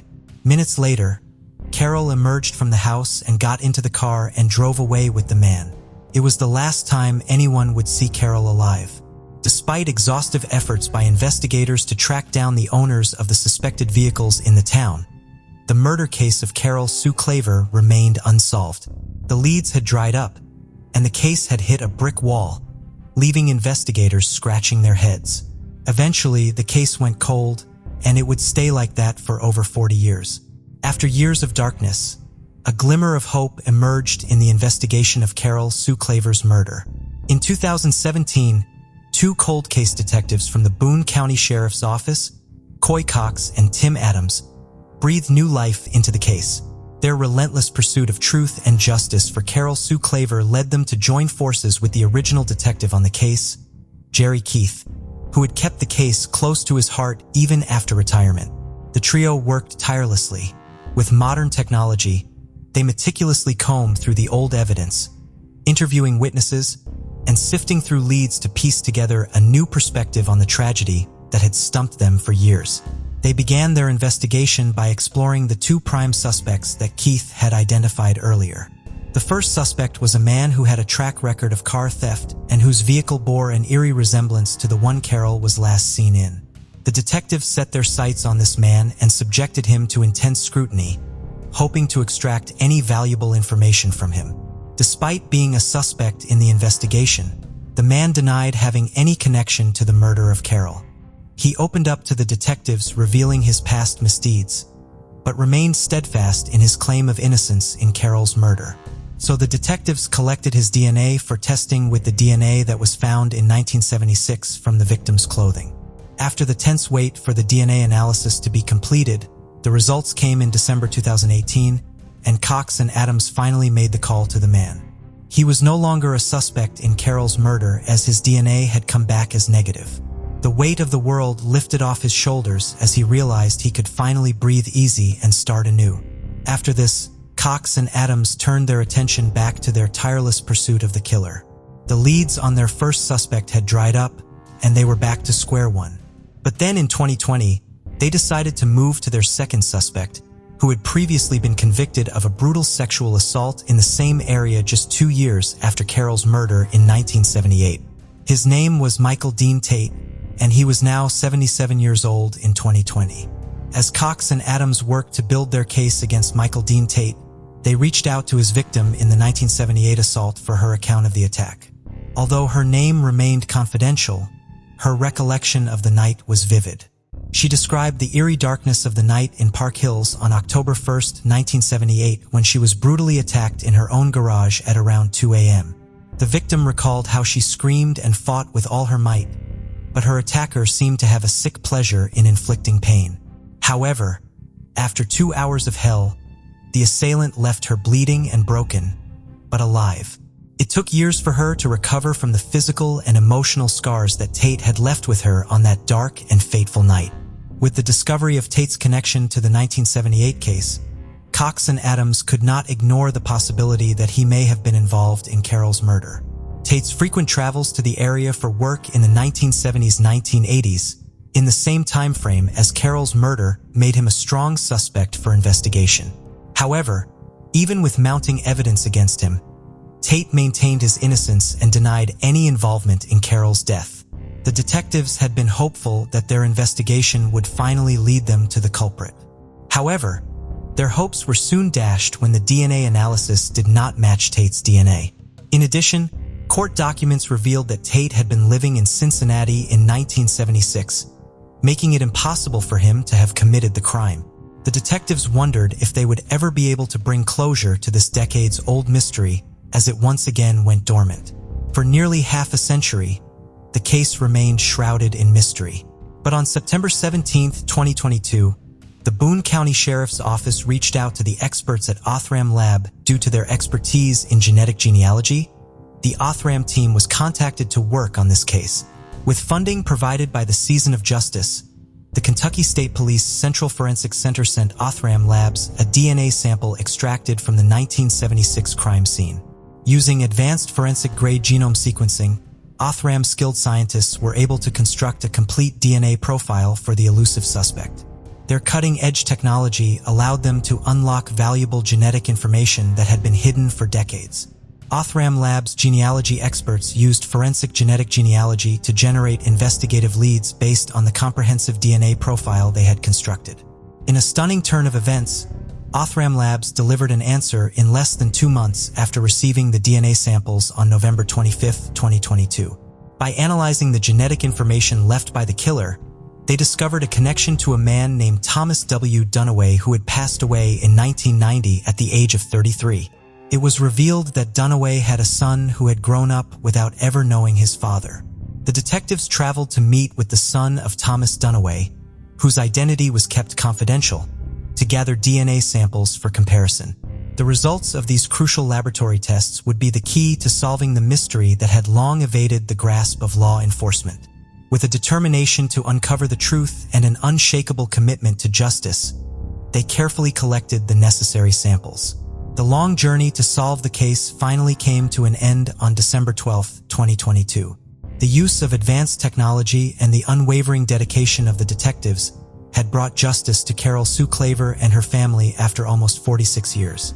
When Dunaway's son's DNA partially matched the traces of DNA they had found on Carol's body all those many years ago, the process was not an easy one, but the persistence of those involved had paid off, resulting in a breakthrough that would bring closure to all those affected by the tragic events of 1976. The police never gave up on solving the murder case of Carol Sue Claver. Thomas W. Dunaway, who was born on May 20, 1957 and was 19 years old at that time, managed to stay hidden for many years. Through their perseverance, they were able to uncover crucial information about Dunaway's past and the terrible things he had done. The police discovered that he lived near Devo Park, the same place where Carol was last seen with a man who looked like him. As they delved deeper, more damning evidence against Dunaway emerged. Dunaway was not just a once-off criminal. He had been on a 6-month crime spree, leaving a trail of evidence behind in the form of the cars he used to escape each crime scene. The horror did not stop with Carol Sue Claver's death, as he was found guilty of another killing just 6 months later in December 1976. Ronald Townsend, just 19 years old, was found lying on the ground lifeless and bullet-ridden. The community was devastated by the loss, but their spirits were lifted when Thomas Dunaway, the perpetrator behind Townsend's murder, was caught and admitted to his crimes. He was handed a life sentence, but unfortunately, Dunaway was released in 1984 after serving only 7.5 years in prison. The question remains, was justice served, or was it just a fleeting illusion? It was Detective Coy Cox who uncovered the chilling pattern of violence and darkness that consumed Dunaway's life. Although justice may not have been served for Carol's murder, the police managed to expose the full extent of Dunaway's dangerous and deadly reign of terror. The murders of Carol Sue Claver and Ronald Townsend shared something disturbingly similar. Both victims were left in plain sight just inches away from the road, as if the killer wanted to make a statement. As the investigation progressed, authorities uncovered a troubling fact about Dunaway: that he was absent without leave or AWOL from the army when Townsend was murdered. Dunaway had enlisted in the military only 9 days after Carol's death and was initially stationed at Fort Knox before being transferred to Fort Carson in Colorado. Despite being enlisted in the military, Thomas Dunaway couldn't seem to stay out of trouble. Dunaway had a passion for cars that was unmatched, but it ultimately led to his downfall. With a keen eye for a good deal, he traded in his beloved 1973 Chevrolet Monte Carlo for an eye-catching orange Chevrolet Vega. However, little did he know that this flashy car would be the very thing that caught the attention of detectives investigating Ronald Townsend's murder. The detectives relentlessly pursued Dunaway, issuing an all-points bulletin for him and his orange Vega. It was a game of cat and mouse that finally came to an end on the dark Christmas Eve of 1976 when Dunaway was arrested in South Carolina on charges of Townsend's murder and illegal possession of a firearm. As investigators delved deeper into the puzzling case of Carol Sue Claver's murder, they were stumped by the bond between her and Thomas Dunaway. Though they may have crossed paths during their formative years in the Erlanger-Ellesmere Schools District, it was unclear how they became connected later in life. But amidst the confusion, Detective Coy Cox delivered a significant clue that could unravel the mystery: Carol's love for the Vow Park. This verdant oasis held a special place in Carol's heart, and it's possible that her affection for the park led her to a chance encounter with Dunaway. She was known to be outgoing, and it's possible that's how she met him. Perhaps they met by chance in the park, and their paths became intertwined as they shared stories and laughter in that peaceful setting. One thing is certain, the park is important to their connection, as Dunaway lived just a short distance away from where Carol used to ride her bike. The revelation of Thomas Dunaway as Carol Sue Claver's killer brought a mix of relief and sorrow. While the case is considered closed by the authorities, the news that Dunaway passed away on December 28, 1990 at the young age of 33 left the family feeling conflicted.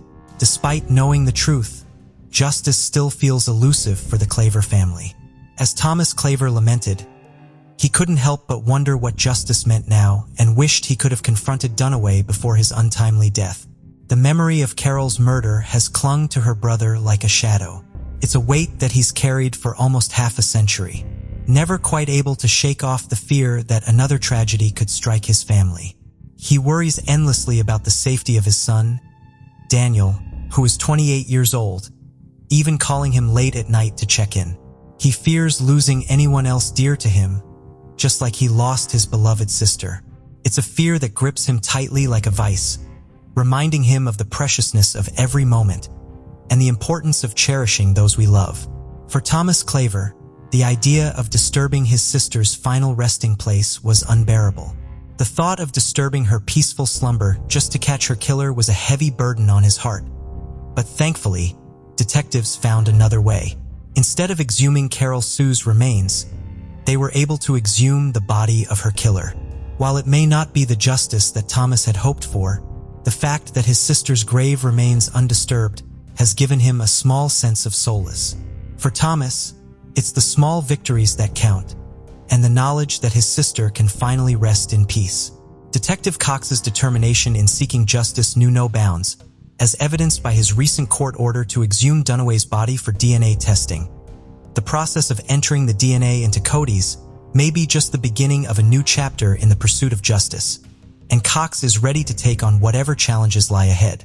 After almost half a century, justice was finally served for Carol Sue Claver.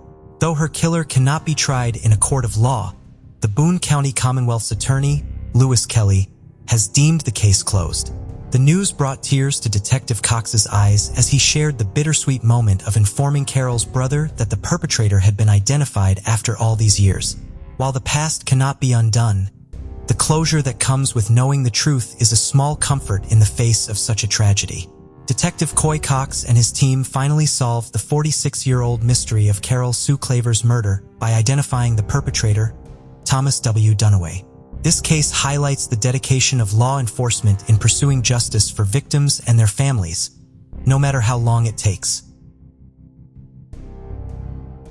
In the summer of 2010, 19-year-old Ivana Wajark was on the cusp of starting a new chapter. The teenager from Dansk, Poland had completed high school and was waiting to hear back from her university applications and was planning a trip to Spain.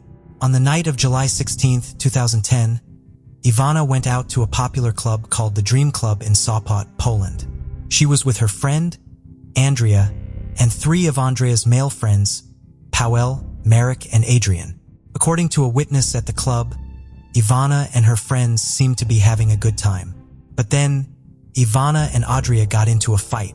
Ivana reportedly left to cool off before returning to the club in a bad mood. Her friends claimed that the fight started for no particular reason, though investigators believe it was brought on by Ivana's discovery. Her recent ex-boyfriend was partying with other girls in the area. She and her friends then got into another fight, and although her friend tried to stop her, she left the club to walk home alone. Ivana was last seen on surveillance footage captured on a camera at 4:12 a.m. She was walking along a seafront promenade just south of Sopot and was passing the 63rd beach entrance. In the video, Ivana is walking alone, barefoot, and at a brisk pace. Once she leaves the frame though, she's never seen again. While her home is still 2 kilometers from where the footage was captured, some stretches of her route had no working cameras.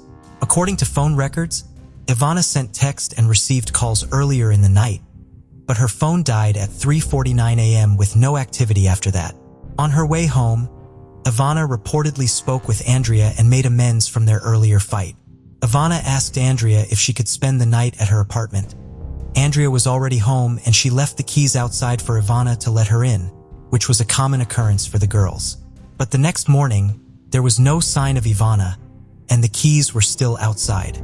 Andrea assumed that Ivana may have gone home after all, but when she called Ivana's mother later that day, she told her that she hadn't seen or heard from her either. Fauna was reported missing, and the search for her began. Police emergency team members, community members, and rescue dogs searched the area repeatedly with no results.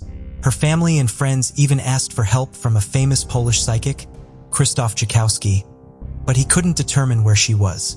It would become one of Poland's most highly publicized and mysterious missing persons cases, drawing nationwide attention, public scrutiny, and countless theories. The national media coverage of the case ended up doing more harm than good as the police received an overwhelming number of reports related to Ivana. Criminals even started reporting their enemies to the police in connection with her disappearance, and others extorted ransom from her family. The prime suspect in the case comes from the surveillance footage of Ivana. In the video, there's a man wearing a light shirt and a towel draped over his shoulders, who's staggering while walking behind Ivana. Internet sleuths looking into the case, of which there are many, started referring to the man as the towel. The man is seen following Ivana out of frame, and then the same cameras capture the man returning at 6:22 a.m. with the same towel, but no shirt on. While police tried to identify the man, they could never confirm his identity or that he had had any contact with Ivana. Some of the public began to suspect her friends, but investigators concluded that they'd all gone home after the club, which was confirmed by their cell phone logins, camera recordings, and testimonies from those they lived with. Private detective Krzysztof Rutowski was involved in the case from the beginning. He was able to obtain her cell phone records and hard drives before the police, as well as the security footage of her walking down the promenade. But Rutowski's work has been highly criticized, as he's reported many different unverified versions of what happened to Ivana and accused various people of her kidnapping or murder. In August of 2010, Rutowski claimed that he had a witness who saw the kidnapping on July 16th, and that Ivana had been forcibly dragged into a car. In 2011, he said that he had a new suspect, a 24-year-old man named Sasha, who told someone that he and two men abducted and raped a girl in Dansk. Sasha hung himself on January 3, 2011, with no mention of Ivana in the letters he left. It was later discovered he was not in the area the night of Ivana's disappearance.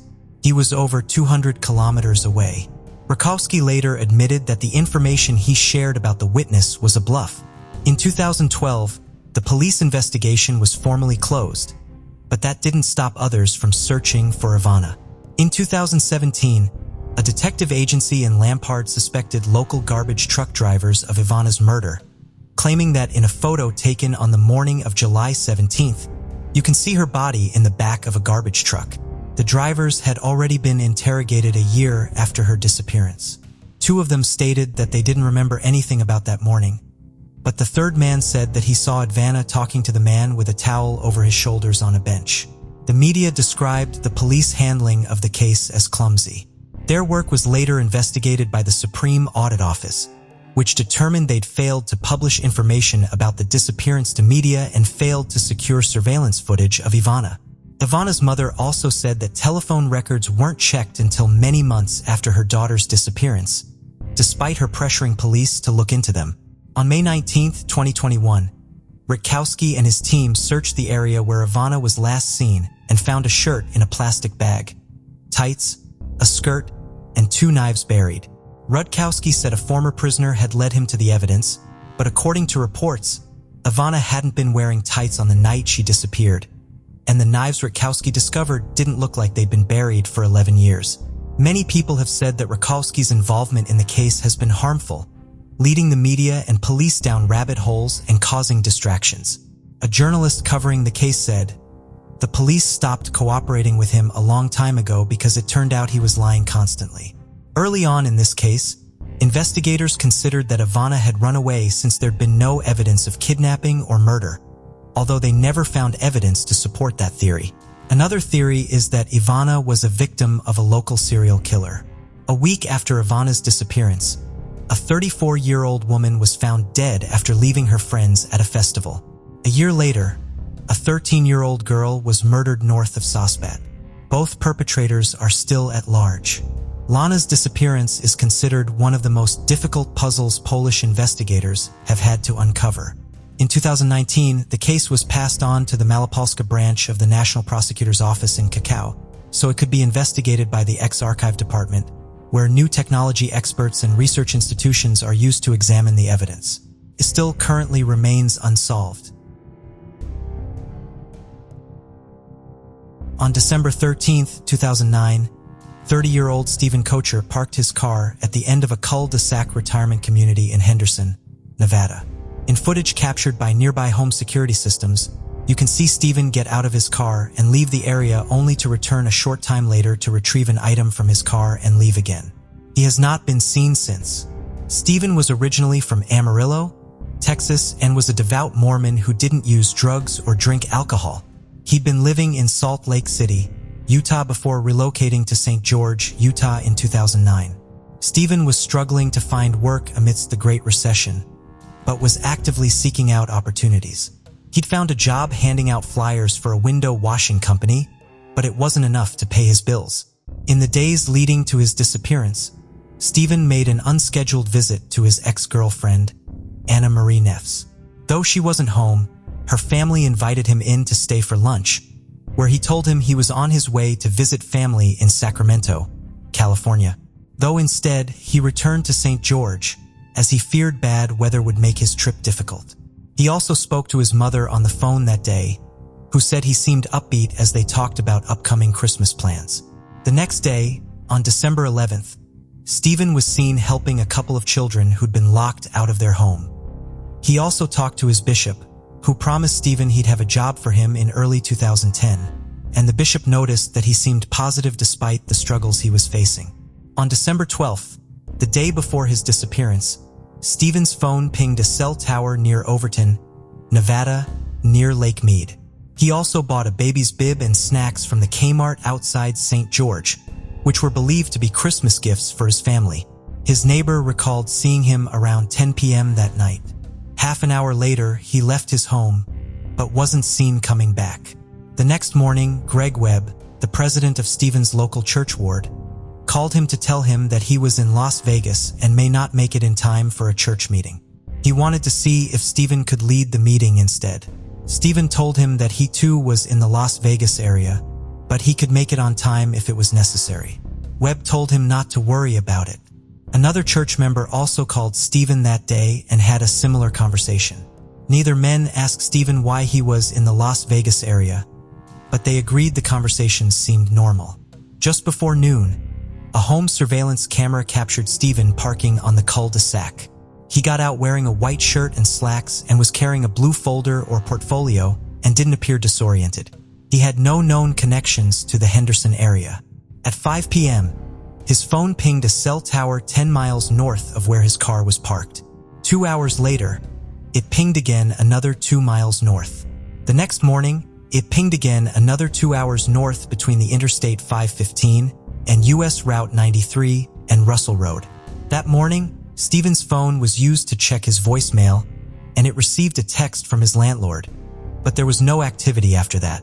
According to the phone tracking data, Stephen's phone remained in the general vicinity of the last tower ping for 2 days, which suggested his phone died there. The next day, local parking enforcement spotted Stephen's car and started trying to locate its owner. The officer saw a stack of flyers for the window washing company in the car, so he called the phone number that was advertised and spoke to the business owner. The business owner gave him Stephen's cell phone number, but there was no answer. The officer then called Stephen's mother, who didn't answer, but returned the call on December 17th. She then realized no one had heard from Stephen in about a week, so she called his brother and sister, who traveled up to St. George to help find him. They went to jails, morgues, and hospitals in the area to try and locate Stephen with no success. The Las Vegas Metropolitan Police Department also went door to door in the Sun City retirement community in search of witnesses or leads, and also searched the area around it with helicopters and sniffer dogs to no avail.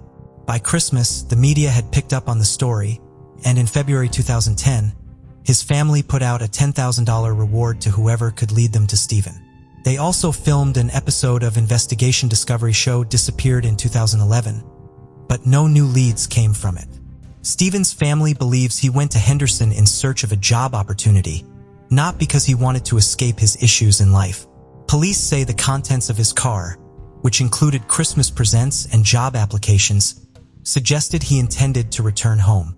They said that there was no suspicious activity in his bank records or phone records and nothing suspicious on his computers, in his search history, or in his diary, and a theory emerged that he was traveling to traffic drugs. A drug-sniffing dog was brought to his vehicle, but nothing was identified. According to his family, his travel history wasn't unusual, as he was researching his family history in the area and would often take day trips to keep himself busy. At one point, it was suggested that Stephen's disappearance was linked to missing woman, Susan Powell, who disappeared a week prior from her Salt Lake City home. Susan had been having marital problems, and her husband's family suspected that she had run off with Stephen and framed her husband for her murder. The police found no connection between the two missing people and no evidence to support this theory. Utah and Nevada's police are continuing to investigate Stephen's case, but his family has struggled with the uncertainty of his whereabouts. His brother, Dallin, said, "We're stuck between hope and grief because we want to hope for the best, but we can't grieve because we don't know what happened." Gertrude Canning was born in County Donegal and lived with her family outside of Lifford. She shared her family's love of music and dancing and was described by those who knew her as happy and likable with an adventurous spirit. She eventually left Ireland to work at various hotels in England. She was popular with her co-workers and customers. Following the outbreak of World War II, Gertrude joined the Women's Royal Naval Services. She was assigned to the HMS Quebec, a Navy base that was part of the No. 1 Combined Training Center on the shores of Loch Fyne near the small town of Inverary, Scotland. The town had a population of less than 500 people, but between 1940 and 1944, almost a quarter of 1 million soldiers and personnel came through the area to work at the training center, with approximately 15,000 people there at any given time. Gertrude was able to use her previous experience working in the hospitality industry at the base, working in the officers' mess hall at the Admiralty House. On June 30th, 1942, 20-year-old Gertrude left the base, dressed in her uniform, to mail a letter to her father. She never returned. She was reported missing and a massive search for her began. However, it would be 2 local boys who would finally resolve the search. They were gathering wildflowers near a local landmark known as the Marriage Tree when they discovered Gertrude's body in a ditch in Inverary. Gertrude had been gagged with her own clothing and 4 bullets were removed from her body. 3 of the bullets had caused injuries that most likely would have killed Gertrude on their own. Examination of the bullets showed that they had been fired by a standard British Army .30 revolver, a weapon that thousands of men in the immediate area had been issued. 2 roadmen reported seeing Gertrude on the 30th as she was walking along a wooden track. They also reported that they saw a soldier walking in the same direction just a few moments later. Thousands of revolvers were test-fired looking for a match to the bullets found in Gertrude's body. The weapons tested had been assigned to soldiers who were still at the training center and to soldiers who had left it since Gertrude disappeared and had been tracked down and brought back to the center for the testing. Despite the extensive testing, no match to the bullets that killed Gertrude was found. One of the investigators who worked on the case was Detective Inspector Robert Calhoun out of Glasgow. Only a limited amount of information was released to the media at the time of the murder due to its connections to the training center. So much of what is known about the investigation comes from Calhoun's 1962 memoir, Life Begins at Midnight. In the book, he concludes that Gertrude was most likely murdered by a soldier she was familiar with and that, in all probability, he died at Dieppe and his secret died with him. The disastrous August 1942 raid on the German-occupied French port of Dieppe plays a part in more than one theory about the case and how the investigation thousands of casualties at Dieppe. There has also been speculation that certain details about Gertrude's murder were kept quiet because the idea of a soldier committing a murder just outside of the combined training center would further destroy public morale around the war effort, both before the raid occurred, when preparations were being made for it, and afterwards when public confidence was on the decline. Journalist, author, and former Glasgow police officer R.J. Mitchell has raised concerns that Gertrude's killer may have been someone influential in the military, potentially even someone involved with the planning of the raid on Dieppe. During the course of his own investigation into the case, He learned from a military expert that the .38 revolver used in Gertrude's murder was only issued to non-commissioned officers and to officers with the rank of second lieutenant or higher. However, it has also been argued that someone with a lower rank could have still acquired one without having it formally issued to them, given how common they were. Another major problem Mitchell has identified with the investigation into Gertrude's murder is the underutilization of the two witnesses who saw Gertrude and the unidentified soldier on the day of her murder. According to Calhoun's account of the investigation in his memoir, there was no composite of the soldier produced. It wouldn't have been difficult to get descriptions and get an artist's impression. Then compare this with the soldier's mugshots and see which branch of the service he came from, Mitchell argued in 2013. The minute I realized that fundamental aspect was missing from Calhoun's book, I thought, this isn't right, and it had the whiff of a cover-up. Despite the decades that have passed since her murder, Gertrude's family has remained committed to her and her story. Several of her nephews have been active in keeping her case in the media. One of those nephews, Liam Canning, has spent years researching his aunt's life and death in hopes of writing a book and believes he may know the identity of a potential suspect. From what has been presented to the family, I could certainly identify who I think is a suspect, he told the BBC in 2012. Police in Scotland have said that if the case were to come before them now, they would solve it. The suspect has never been publicly identified, however, and the case is still unsolved. The Canning family says that their efforts have not been out of malice towards Gertrude's killer and that they do not want revenge against him, just justice for Gertrude. While so far they have not been able to definitively identify her killer, they have found other ways of showing respect for her and her memory. To mark the 70th anniversary of Gertrude's death, the family dedicated a plaque to her memory and Inberry. Thank you for joining us on this journey into the depths of unsolved mysteries. Cold cases not only challenge our understanding of the past, but also ignite our curiosity and determination for answers. Remember to subscribe to stay updated on our latest investigations. And if you have any information regarding the cases we've covered, don't hesitate to reach out. Together, we can shed light on the shadows of the past and bring closure to those who seek it. Until next time, stay vigilant, stay curious, and never stop seeking the truth.